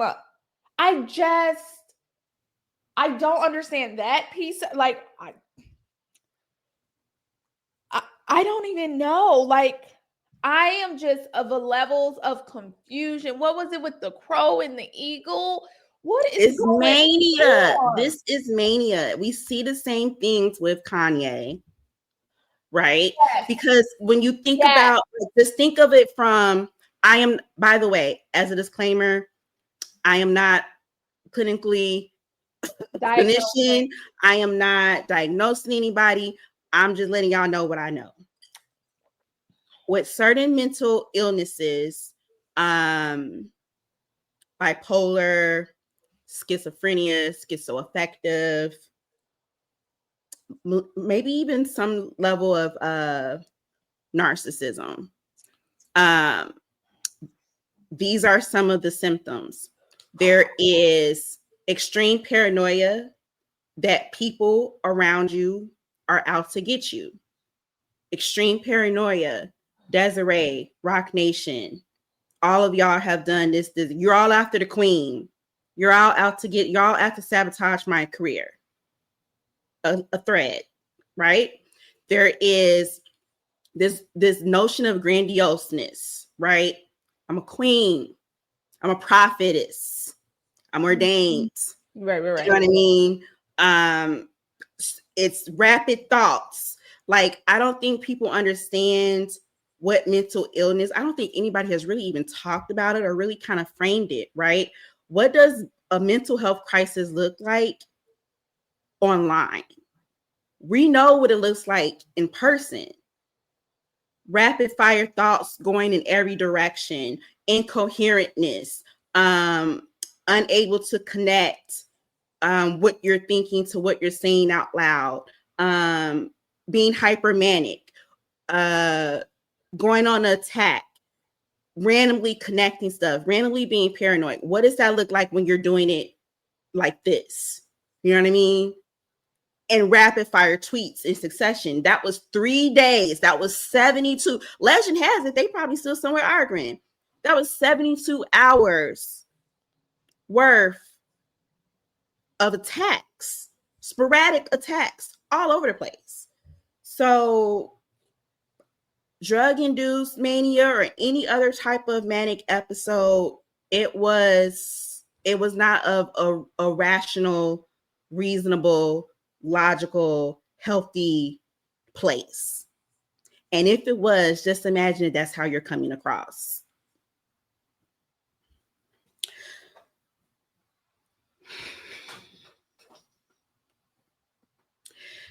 How dope would it have been? Because I'm over here delusional. I'm over here thinking, listen, these bitches is older now, okay? We getting the Brandy and Monica concert after 20 years. Like, how dope would it be for both of them to pop out like on a joint song or go on tour together? Well, let me be delusional. I thought maybe this is before this. Like, I didn't know this is where we were. Before that, this is where we were. No. Let me have been unrealistically. Well, I don't think it now.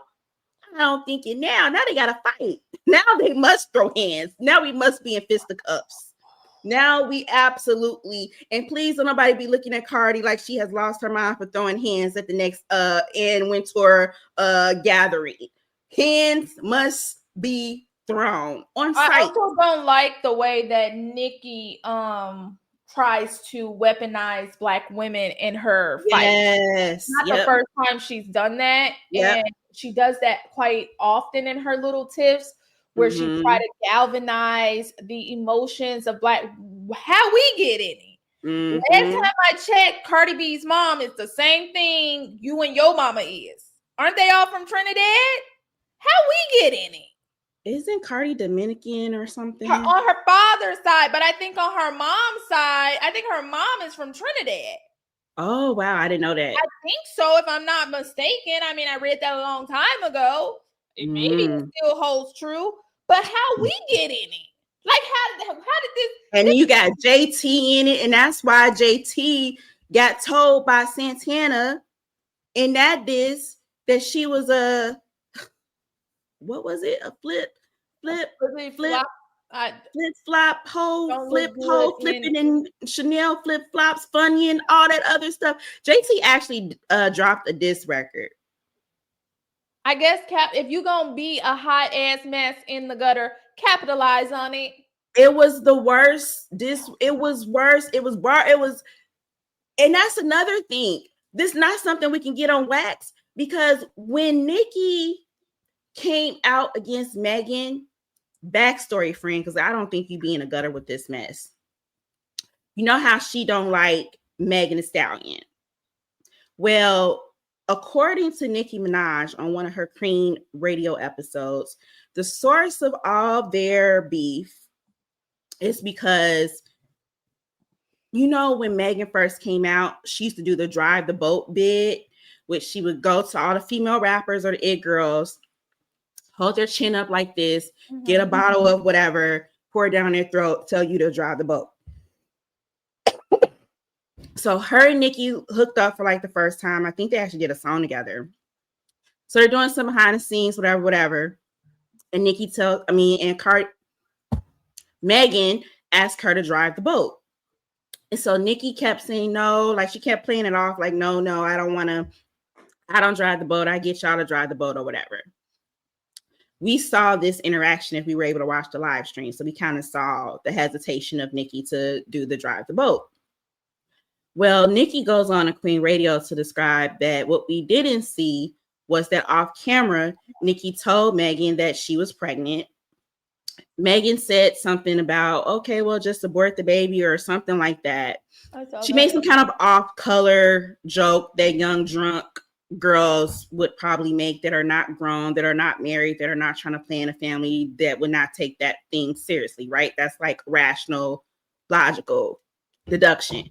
From there, Nicki was done with her. Told her she was demon, she was demonic, wouldn't accept Megan's flowers. How dare you try to tell me to get rid of my planned baby? So all this hatred that she has for Megan, she goes and makes a diss record to Megan, censoring her deceased mother. I thought that shit was disgusting. That was also very disgusting. But I couldn't take it seriously because the song was so damn whack.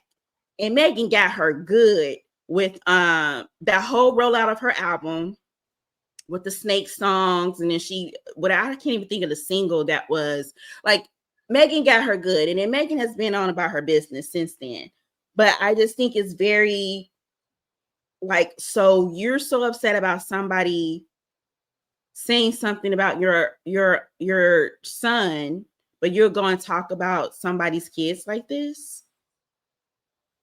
Nicki has always been like, this is not like, for me, I'll say it here. You heard it here. I'm not a Nicki Minaj fan. I never have been.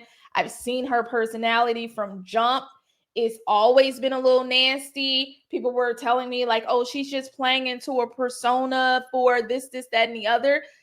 this has always kind of been her. It's always been her. She's always been a mean girl. Her versus Mariah Carey. Yeah, she's on American always been Idol. a mean girl. Her versus Little Kim. What did she tell? What was? I wish I would have pulled it up. But her talking about some. Well, you could have went out like the queen, but now you're gonna go out looking bitter.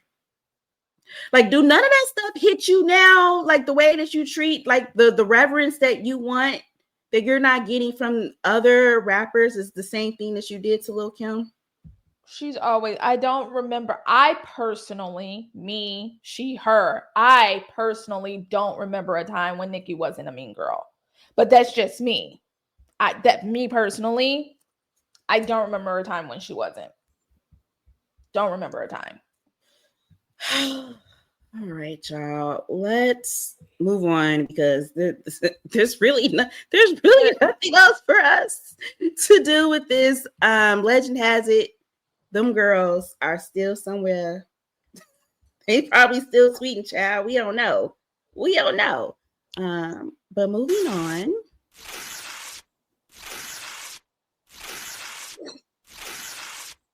The government has shut down. Okay. That's right. That's what's happening. Like we've been through, have we not suffered enough? Guess not. We've been shut down now. What is it? 6 days? Roughly 5-6 days. Okay, so let's just recap it. We're on CNN. CNN reports that on day 4 of the shutdown, lawmakers left Washington for the weekend, appearing no closer to a deal to fund the federal government. Democrats are also at an impasse with Republicans and President Donald Trump over enhanced Obamacare subsidies with no votes expected over the weekend. The shutdown will drag until next week. It goes on to report that agencies and activities deemed essential are still open, but many employees are working without a paycheck. And the Trump administration has signaled thousands of government layoffs could begin soon. Federal workers are spread across the United States, with many living far from Washington. Americans tell CNN that they're starting to feel the impacts on everyday life. 4 days, 21 hours, 46 minutes, 43 seconds since the shutdown first unfolded. Of course, what was very interesting about this is, first and foremost, we played the clip earlier, right? So we played the clip of President Trump, formally giving interviews and letting everyone know that the onus falls ultimately on the president if he cannot prevent a government shutdown. And yet here we are. Okay. Even more interestingly is who runs the Senate? Republicans. Mm-hmm. Runs the House. Mm-hmm. Like they have everything. They have everything. So you're at fault as by your own words. But that doesn't seem to be the messaging that the GOP is leaving. You go on any US American, what would you kind of call those, ancillary government agency page, from all the way from HUD down, any of the basic ones, and they have a notice on there stating that the reason for the shutdown is due to the Democrats, and the messaging is about how Democrats are fighting to get health care for migrants. Is that correct? That's what they're writing? Yeah. Yeah. We know that this That's is what they're propagandizing. Yeah. Yeah. We know that this is untrue. In order to qualify for any type of Affordable Care Act coverage, Medicaid, Medicare, you have to have a social security number. As a migrant, you just simply would not be able to get past that wall. This is not about getting illegal immigrants and migrants healthcare. This is about them not making healthcare more expensive. The plan that they're proposing would not double, not triple, but quadruple the the average family's household, what they pay for their health insurance on the market. Every day I wake up and I'm like, dang, we are still here, friend.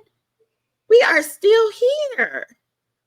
What notes do you have for the people about the government shutdown? The Democrats cannot fold.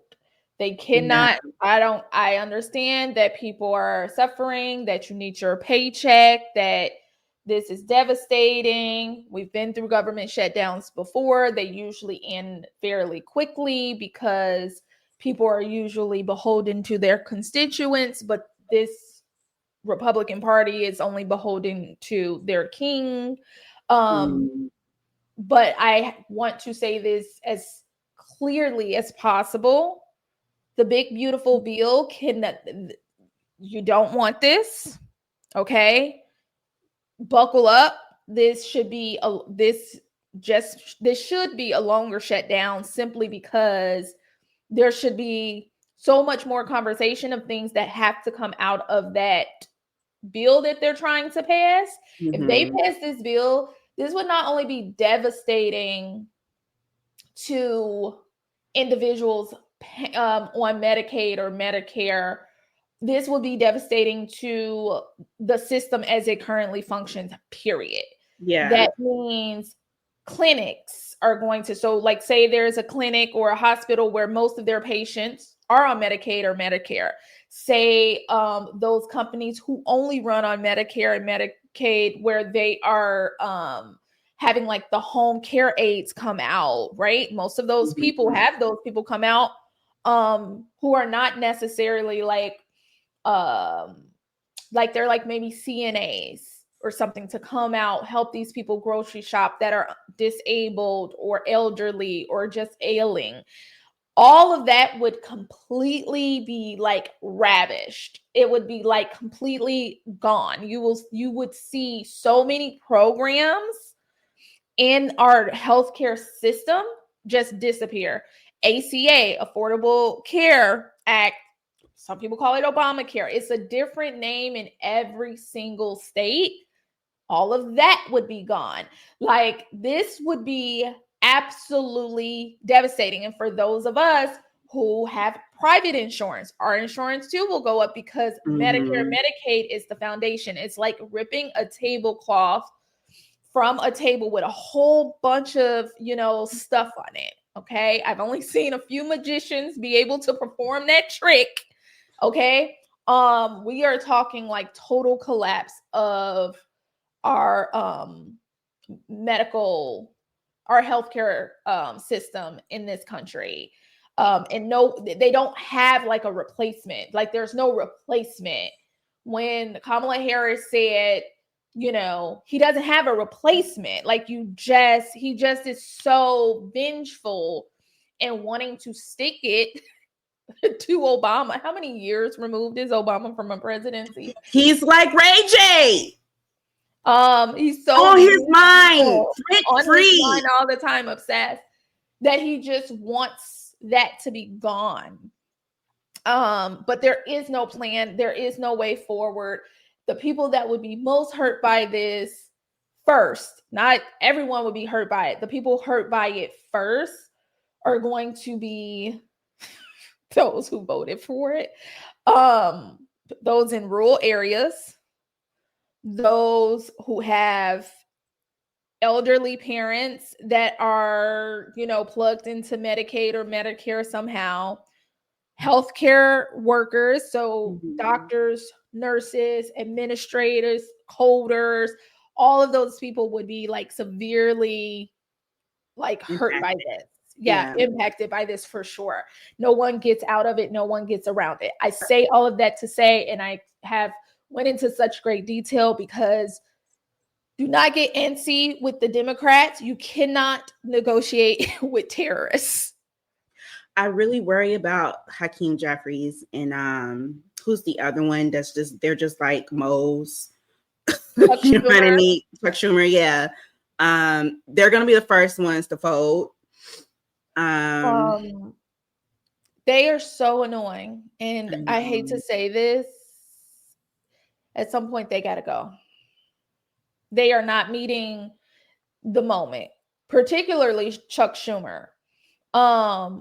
Hakeem Jeffrey seems to like not know if he really wants to meet the moment. He's like confused, like, yes, we're in the gutter. You're in the gutter. You're not up there on the shiny, heel in your nice new suit. We are in the gutter. We are crawling in the mud with the pigs. Okay. Stop trying to figure out which one we are doing. Okay. That's right. What we're doing. That's where we are. So he keeps like wavering back and forth, but there's a lot of people that's coming up on the ballots for 2026 in various states, running for Congress that are not beholden to lobbyist sort of money. Yeah. That's going to have to be the new wave of the Democratic Party. You cannot. New thing is your money. We're going to have to crowdfund our own politicians. Yep. At this point, there's no more lobbying. We must take the lobbying.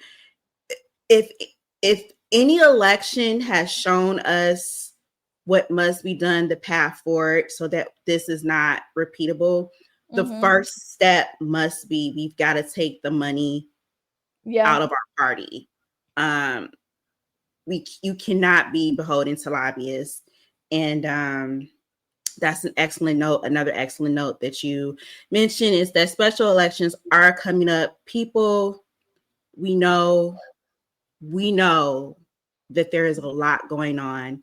It is chaos for a reason. Please vote in all of these special off elections. Please vote in the midterms. Please do not wait until 4 years to worry about the president, because as you can see, we went over Schoolhouse Rock last week. See how it all connects? Okay. Everybody at every level needs to be representative of your voice. It's more than just the president. The president is in fact too ineffective if he doesn't have everybody on his side. So if you want him to be effective, you have to have all those other people voted in. And if you do not agree with the president, you got to make sure that he does not have those people in. It's only been 250 something days of this, and you see how much chaos has been caused. On that same note, we told you guys that we're in Chicago, correct? Did we tell them that? Yeah. There's Chicagoans. Okay, so this week, ICE has invaded Chicago. All right, I'm gonna share my screen. I'm gonna tell you guys, give you a little bit of the lowdown of what's going on. I'm gonna read an article about that place from CNN. So this past week, 37 people were arrested and American kids were separated from their parents after an ICE raid at Chicago apartments.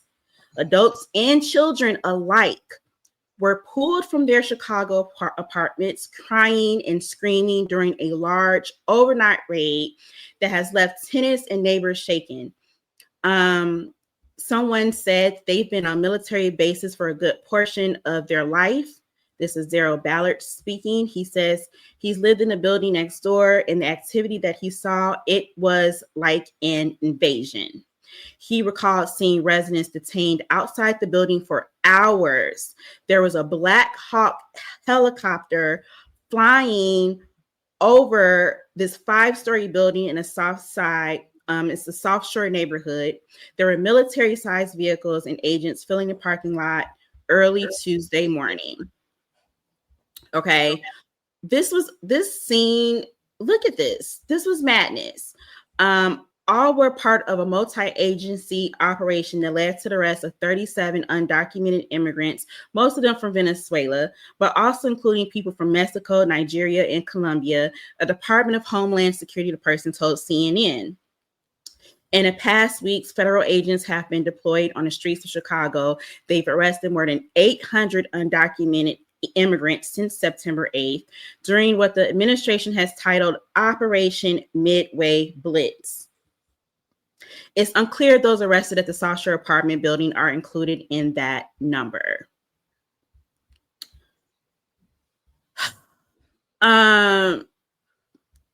This was such chaos. It was so disheartening.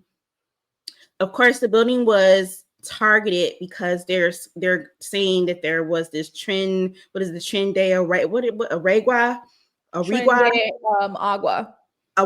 Okay. Members and their associates. 2 people were arrested, believed to be members of this Venezuelan criminal gang.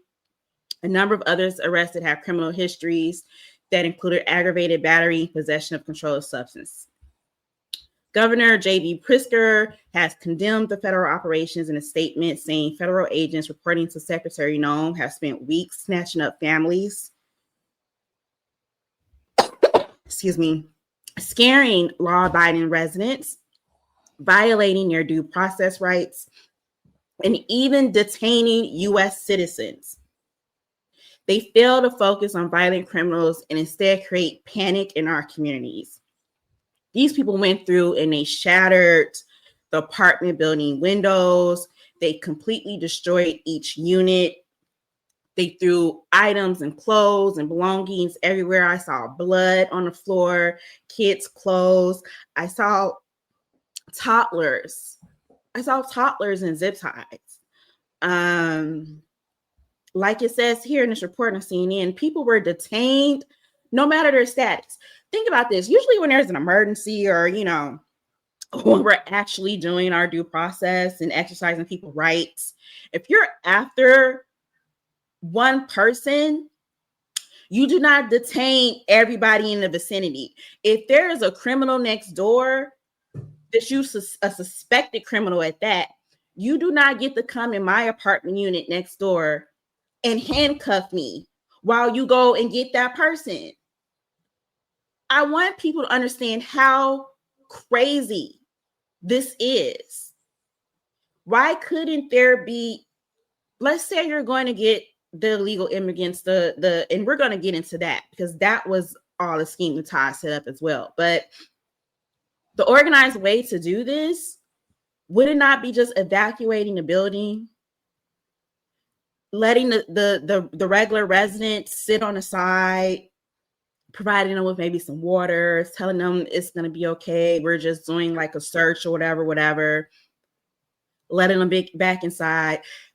People on the ground were saying they were being racist to them, calling them disparaging names, being vile, being disgusting, being aggressive. And I believe every single report. Okay.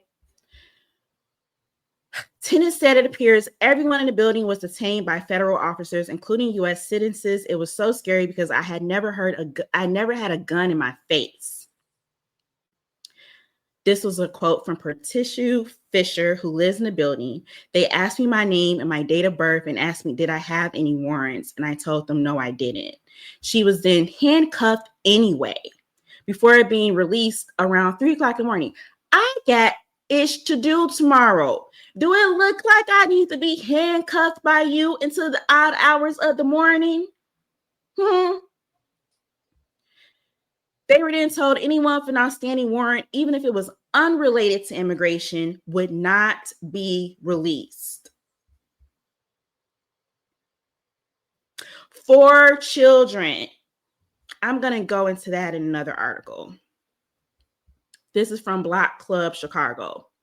The feds detained 4 children who were U.S. citizens during this controversial raid. The children were held until they could be placed in the care of guardians. Look at this room. Okay.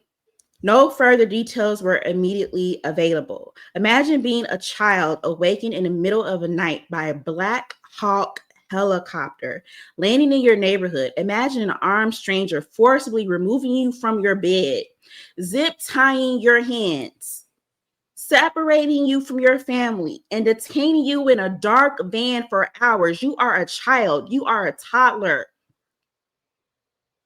This didn't happen in a third world country. This didn't happen in a country without an authoritarian regime. It happened in Chicago.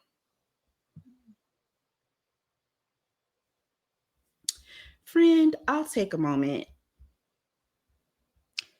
I think, or I know, I feel confident in saying that this is extremely orchestrated. Trump has had it. We kind of briefly talked about this. Trump has had a hard on for all things Obama. Since that man, appeared in our world. Okay. Ever since Obama appeared, that man has been coming for him non-stop. Mm-hmm. So Chicago is of a particular target, the same way when they propagandize Chicago as Chirac, sidebar. It's interesting because the statistics under the dailies, both dailies, by the way, because remember that whole Rahm Emanuel, Obama backed him, and they start calling Chicago Chirac, running with, what a few gang affiliated people was referring to Chirac, and they ran with it. There were more homicides in Chicago under the dailies than there were under any mayors that followed them. But so everything in Chicago has progressively gotten better, right? Yeah. And I need people to tap into critical thinking, right? Doesn't mean, no, we don't want to see any homicides. But everything was progressively getting better. We're down, the numbers are crazy staggering. It was something like on average, 900 something homicides a year. And we've dropped somewhere between 5 and 4. That's still a lot. No one's saying it's not. But what I'm saying is that we're doing the work. We're doing the work, but more than that, when the dailies were running the city as mayors, no one talked about it being this, it needs to be taken over, it's out of control. And it's like, it's not out of control a little bit more before. Why were we not? Okay, so that's number one. He's headed out for Obama, right? Obama is doing things here in Chicago where his legacy will live on for forever. For those of you that are not from Chicago, and may not be familiar, Obama is building the Obama Foundation here. It has already, not even being open yet, because it doesn't open until next year, it has already employed so many people already just from the build. And they've been very thoughtful in the process of who gets the contracts. So he wants for the spotlight to move away from that type of news. The other thing is that we have 2.1 billion federal dollars that was promised to us for a project that is going to be invested in the South Side and the West Side that Trump is holding hostage. Yeah. Even the red line, right? Like they're not going to. That was for. That's for the red line to extend it all the way out. Yeah. That's being held hostage. Okay. So I'm giving you all this background so you all know that this is a vendetta. This is not, this is personal for that man. So let's go back to Biden's presidency, the last year of Biden's presidency, when Governor Abbott from Texas decided that he was going to send these newly immigrated folks who was here maybe on TPS status, coming in as refugees or other statuses that they had been approved for, that he decided to send them on buses. You all may remember they sent all of these people on buses to liberal cities. That's the other point. And This I'll is get to that in a minute. I actually have that pulled up because remember when I was like, this is all also a scheme that got set up. So let me actually share that with you guys because this is actually very critical. So this was actually back in 2023. Is that correct? Yes, May of 2023. This is from Block Club Chicago. A migrant shelter at Old South Shore School could open next week as neighbors shout down the city's meeting on plans. As migrants sleep on police station floors and eat expired meals, city officials unveiled plans for temporary migrant housing at a chaotic meeting, outraging hundreds of South Shore residents and Alderman Michelle Harris. Frustrations over plans to use the old South Shore High School as a temporary shelter for migrants boiled over during a chaotic meeting that was much a referendum on the city's responsiveness to neighbors' needs as it was a loud rejection of plans. Several hundred people attended. See, I want you guys to pay attention because they always try to paint it out as Black people, especially Black people in urban neighborhoods. So like Black neighborhood. So like the ghetto, whatever, disparaging remarks they want to say. They want to say that we're not active in the process, but we are active in the process and nobody listens to us, right? So at this time, several hundred people attended a public meeting Thursday on plans to use the former high school on 7627 South Constance Avenue. This is not that far from where that rage has happened, as a respite center for migrants before they can be placed in a shelter. At least 200 and up to 500 migrants at a time will receive short-term basic amenities at the old high school amid a humanitarian crisis that pushed Chicago's shelter sister to its limits, according to Mayor Lightfoot at the Times administration. The temporary shelter could open by the middle of next week. That's despite a commitment from Mayor-elect Brandon Johnson, who takes office in less than 2 weeks, to hear from South Shore residents before making a decision on the center. Most migrants come to the United States from Venezuela, which has struggled with political and economic upheaval. Others are from Middle Eastern, African, and European countries. Some migrants have sheltered at the Chicago police station in recent weeks, where they slept on floors and ate expired meals. Others slept last week at the O'Hare Airport after a San Antonio, Texas shelter gave them one-way plane tickets. This was the backstory of how they bust them over here, how it was not well received, and how there was pushback and no one did anything about it. And it's, to your point, very coincidental that these people came from Texas and now Chicago, a place where this administration has a revenge, the retaliation out for. Now we're like their first target, and they're coming right dead center to this exact spot to harass these people. Just wanted to give a little bit more on that story because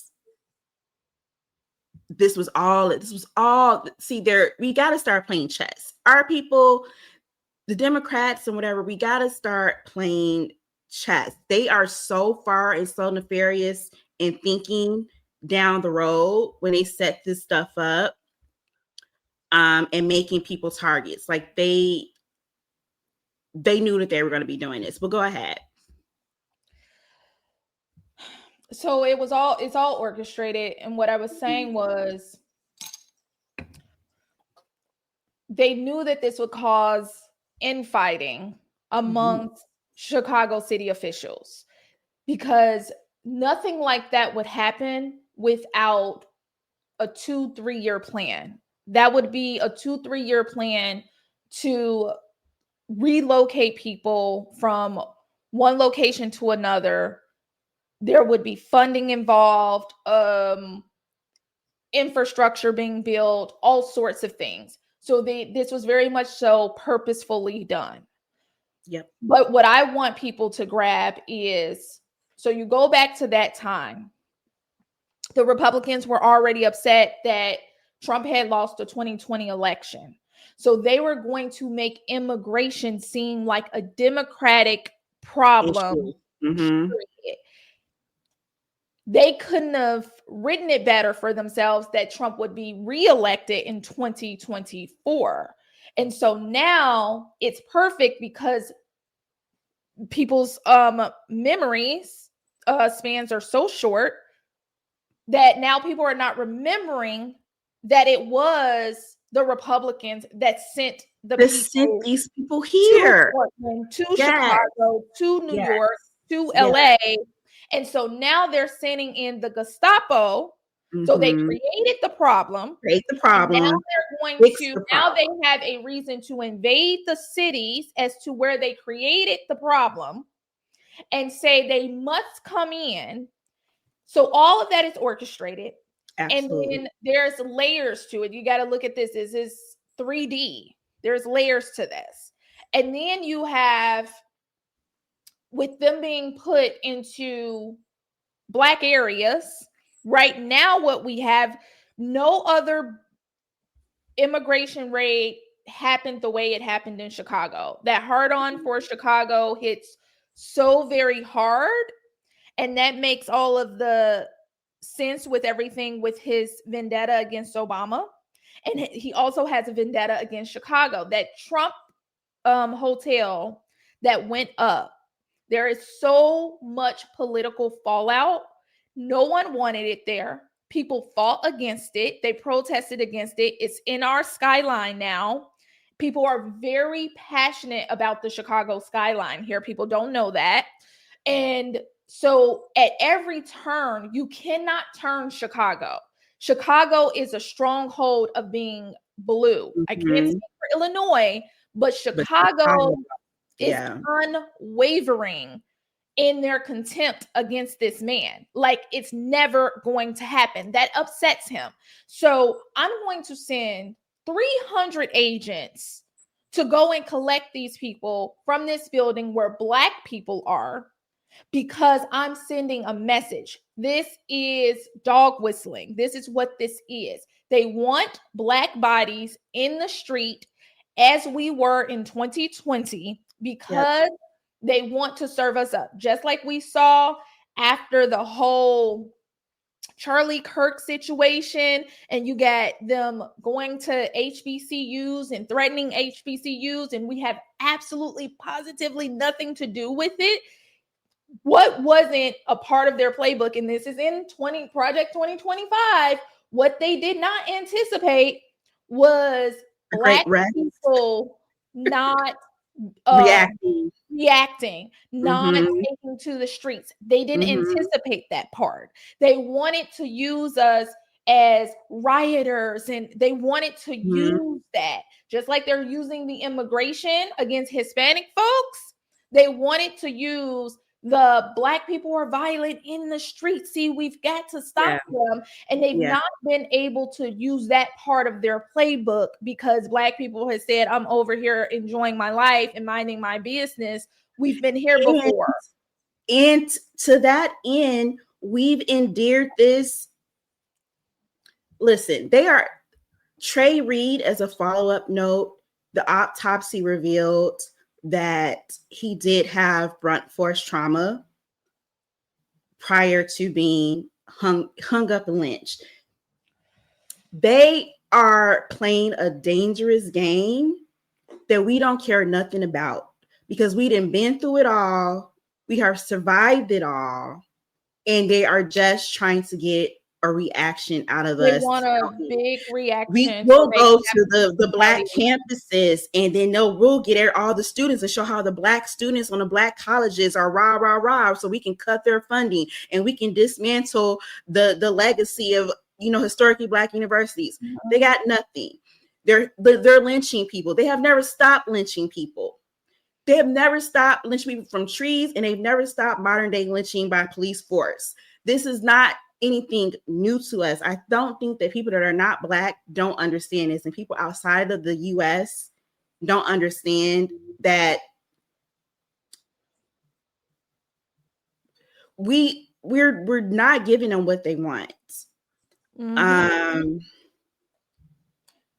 Go ahead, friend. I'm sorry, I didn't mean to interrupt you. You're It's in your very actually telling, because there was like a conference for, I guess I would say, Israel. There was a conference, Mhm. and they were just having this conference and talking about, I guess they were strategy planning, saying what is their biggest barrier. Young Black Americans was the comment that someone that was pretty high up in the ranks, and I'm sorry I don't have like the official information because this happened like almost 2 weeks ago now, said it was a young Black Americans were their biggest barrier to sort of like keeping everyone on one side, like making sure that they were not informed, basically, about what's happening over there. How we get in it? How do we get in everything?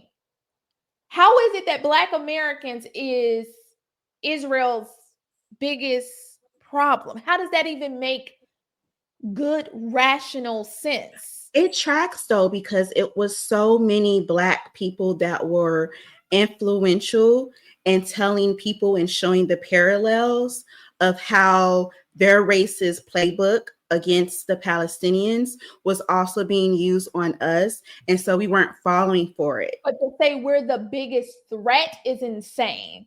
And that just goes to show you that Black people, Black American people, are seen as the face of resilience across the world. Because how we get in it? It's like it's constant. That's my question. I was gonna say we're never not in it. We're never not in it. We're never not in it. Even when you just wake up, you like, I just woke up from a 12-hour nap. How I get in something? This is literally like getting fired on your day off. How I get it? It's crazy. So I just want you all to understand that there's layers to this whole ICE rate thing. It is like 1, 2, 3. Calculate it. Create the problem. And they're going to do this over and over again. They're going to do this over and over again. They're going to create a problem, solve the problem, okay? Propagandize the information, right? And then blame the left for everything. Y'all just saw that over and over. Over and over and over and over and over again. So there's that. Also pay attention to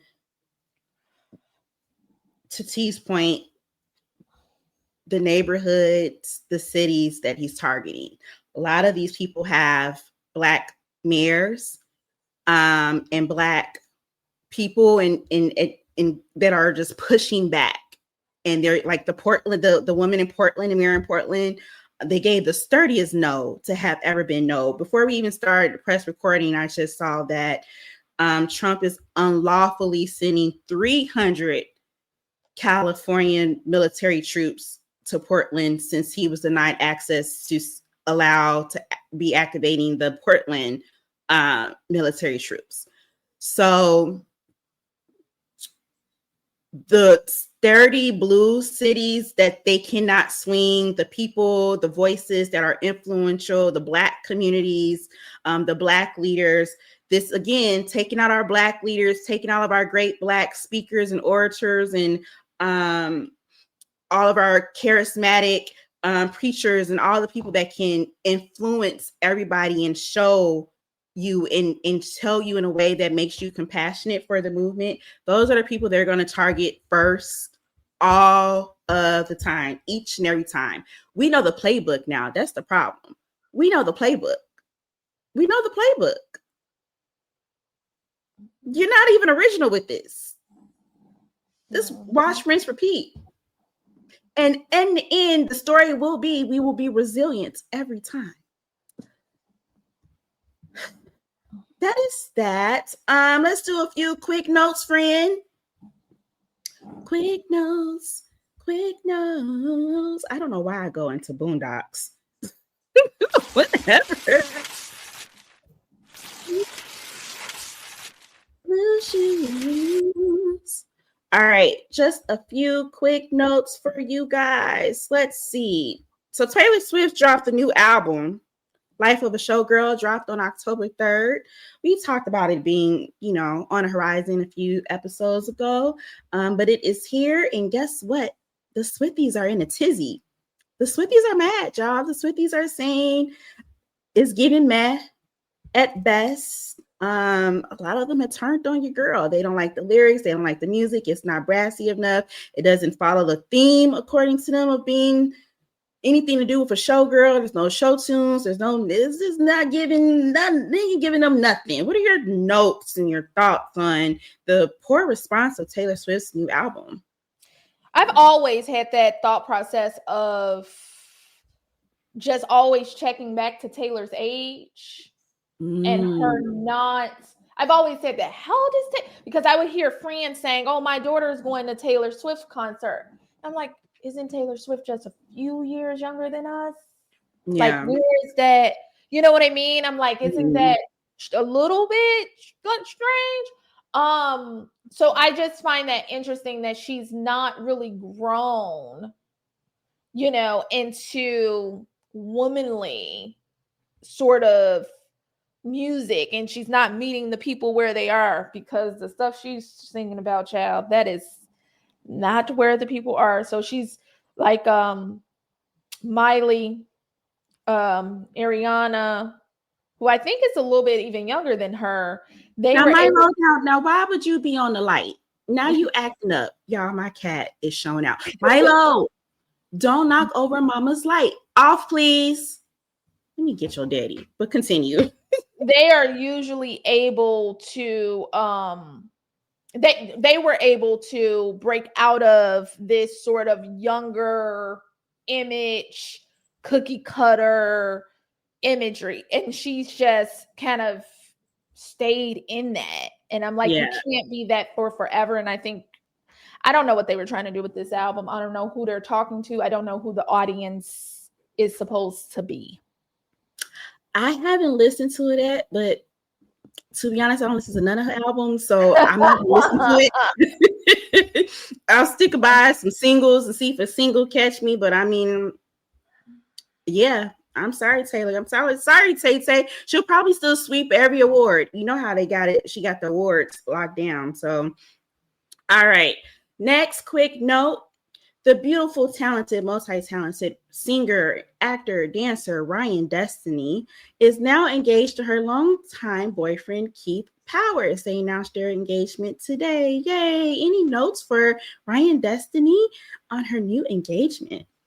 No, enjoy it. Have fun. Congratulations. I am noticing this trend of, like, we have Ryan Destiny engaged, Coco Jones engaged, Normani engaged. So I'm really looking forward to seeing all of the wedding pics from the Chocolate Girlies. Yeah, be a lot of the wedding planners are going to be busy. Milo, now I got to go get you. Get down. You're doing too much. You know better. She said, get off the line.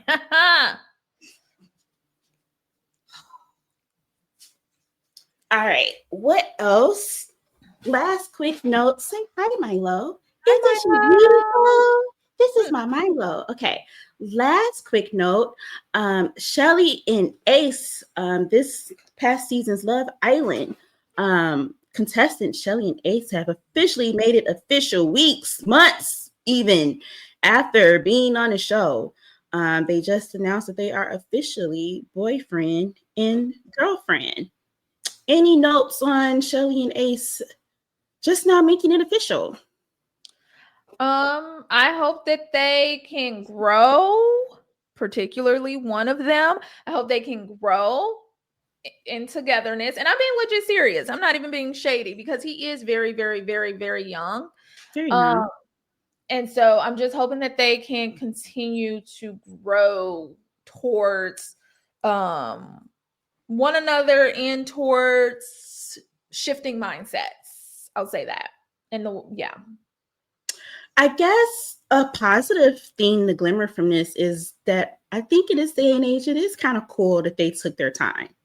You know what I mean? Sure. I think the time about it, I was like, why is it taking so long? Like, why? What do you mean? Y'all are always together in each other's faces. But I think that give me a courtship every time. Yeah, I think that's sweet. How are things with Nick and Alandria? They are going very well. They are everywhere all the time. They are all over the For You pages. Recently, Alandria visited Nick down in Florida, his family home. We got to see the dad finally. So we saw Who's dad? Nick's dad?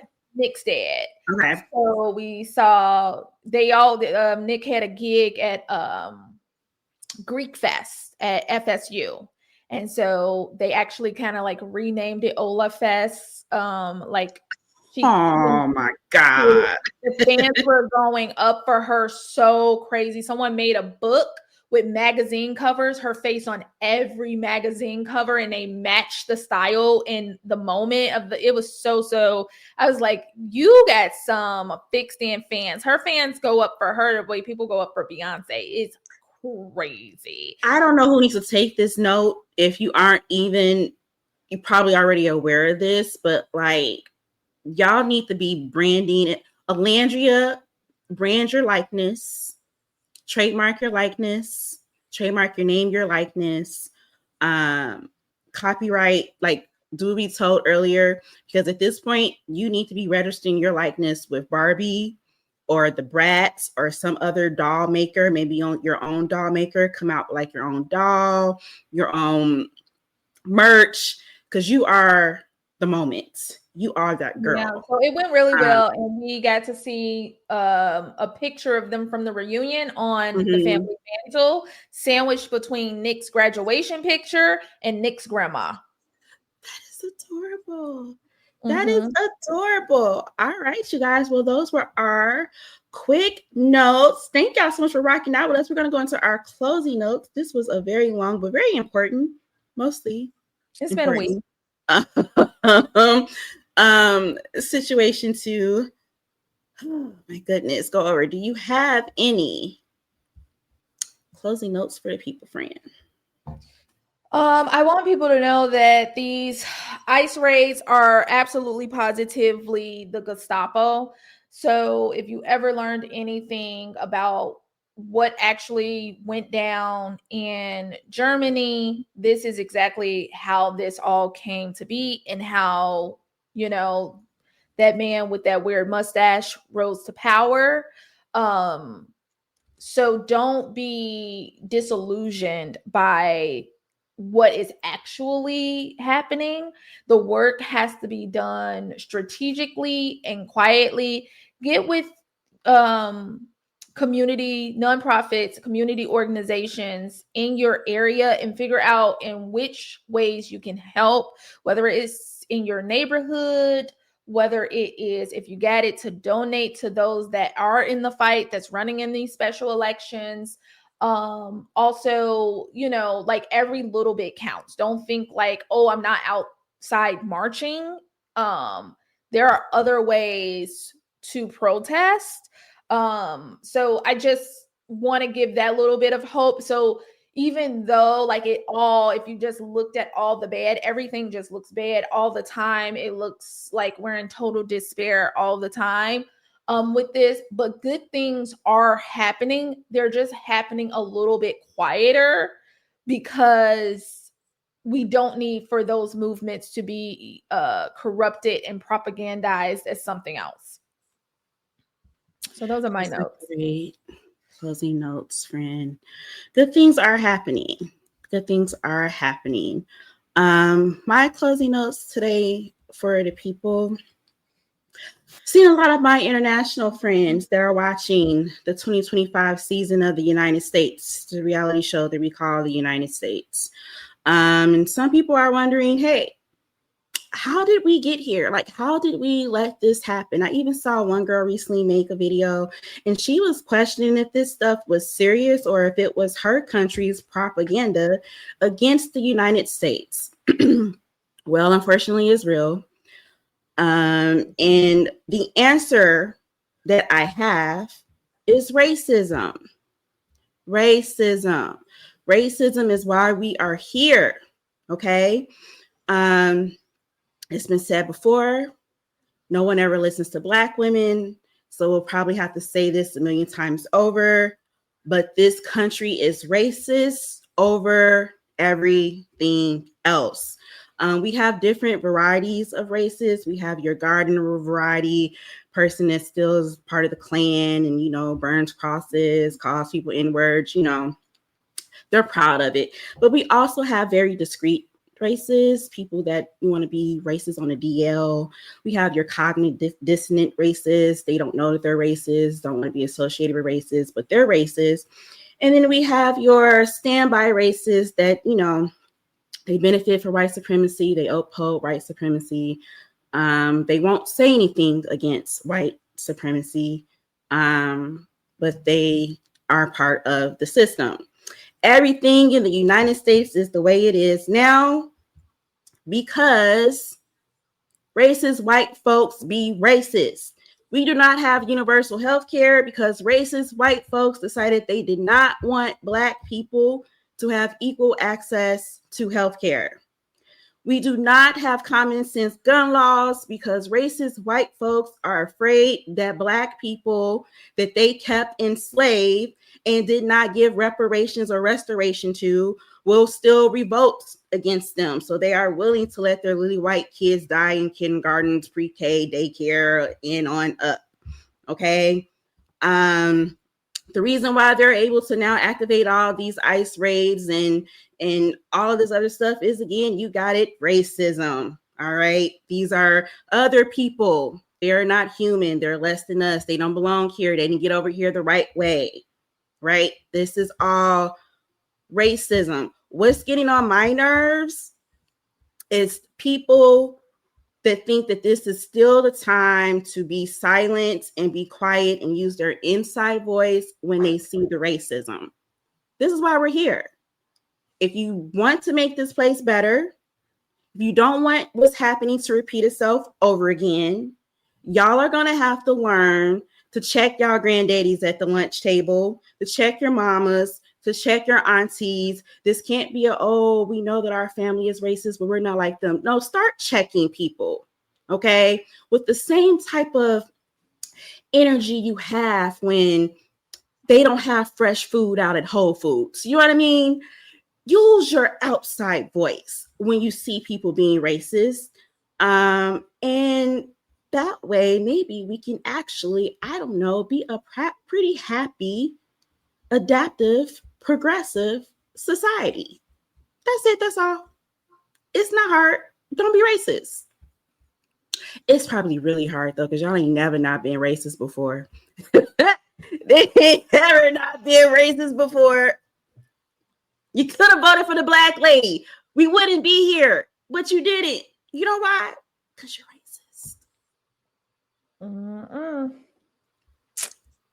Well said.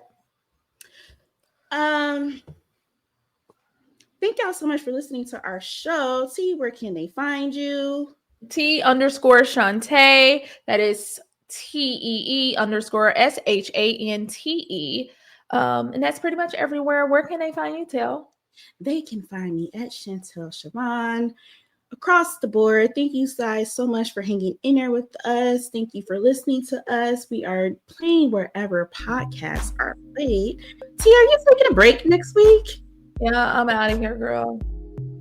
I'm out of here. We're going to see how this goes. Oh my God. I'm going to have to do an episode and put your picture. We're going to see how this goes at the airport, though, because oh my God, shut down. So we'll see. We'll see. Get there early. Thank you guys so much. We'll figure out what I'll do for you guys next week. We'll do something fun while Tia's on vacation, but she needs her vacation. Deserves that. So, bye, y'all. Bye. Next time. See you next time.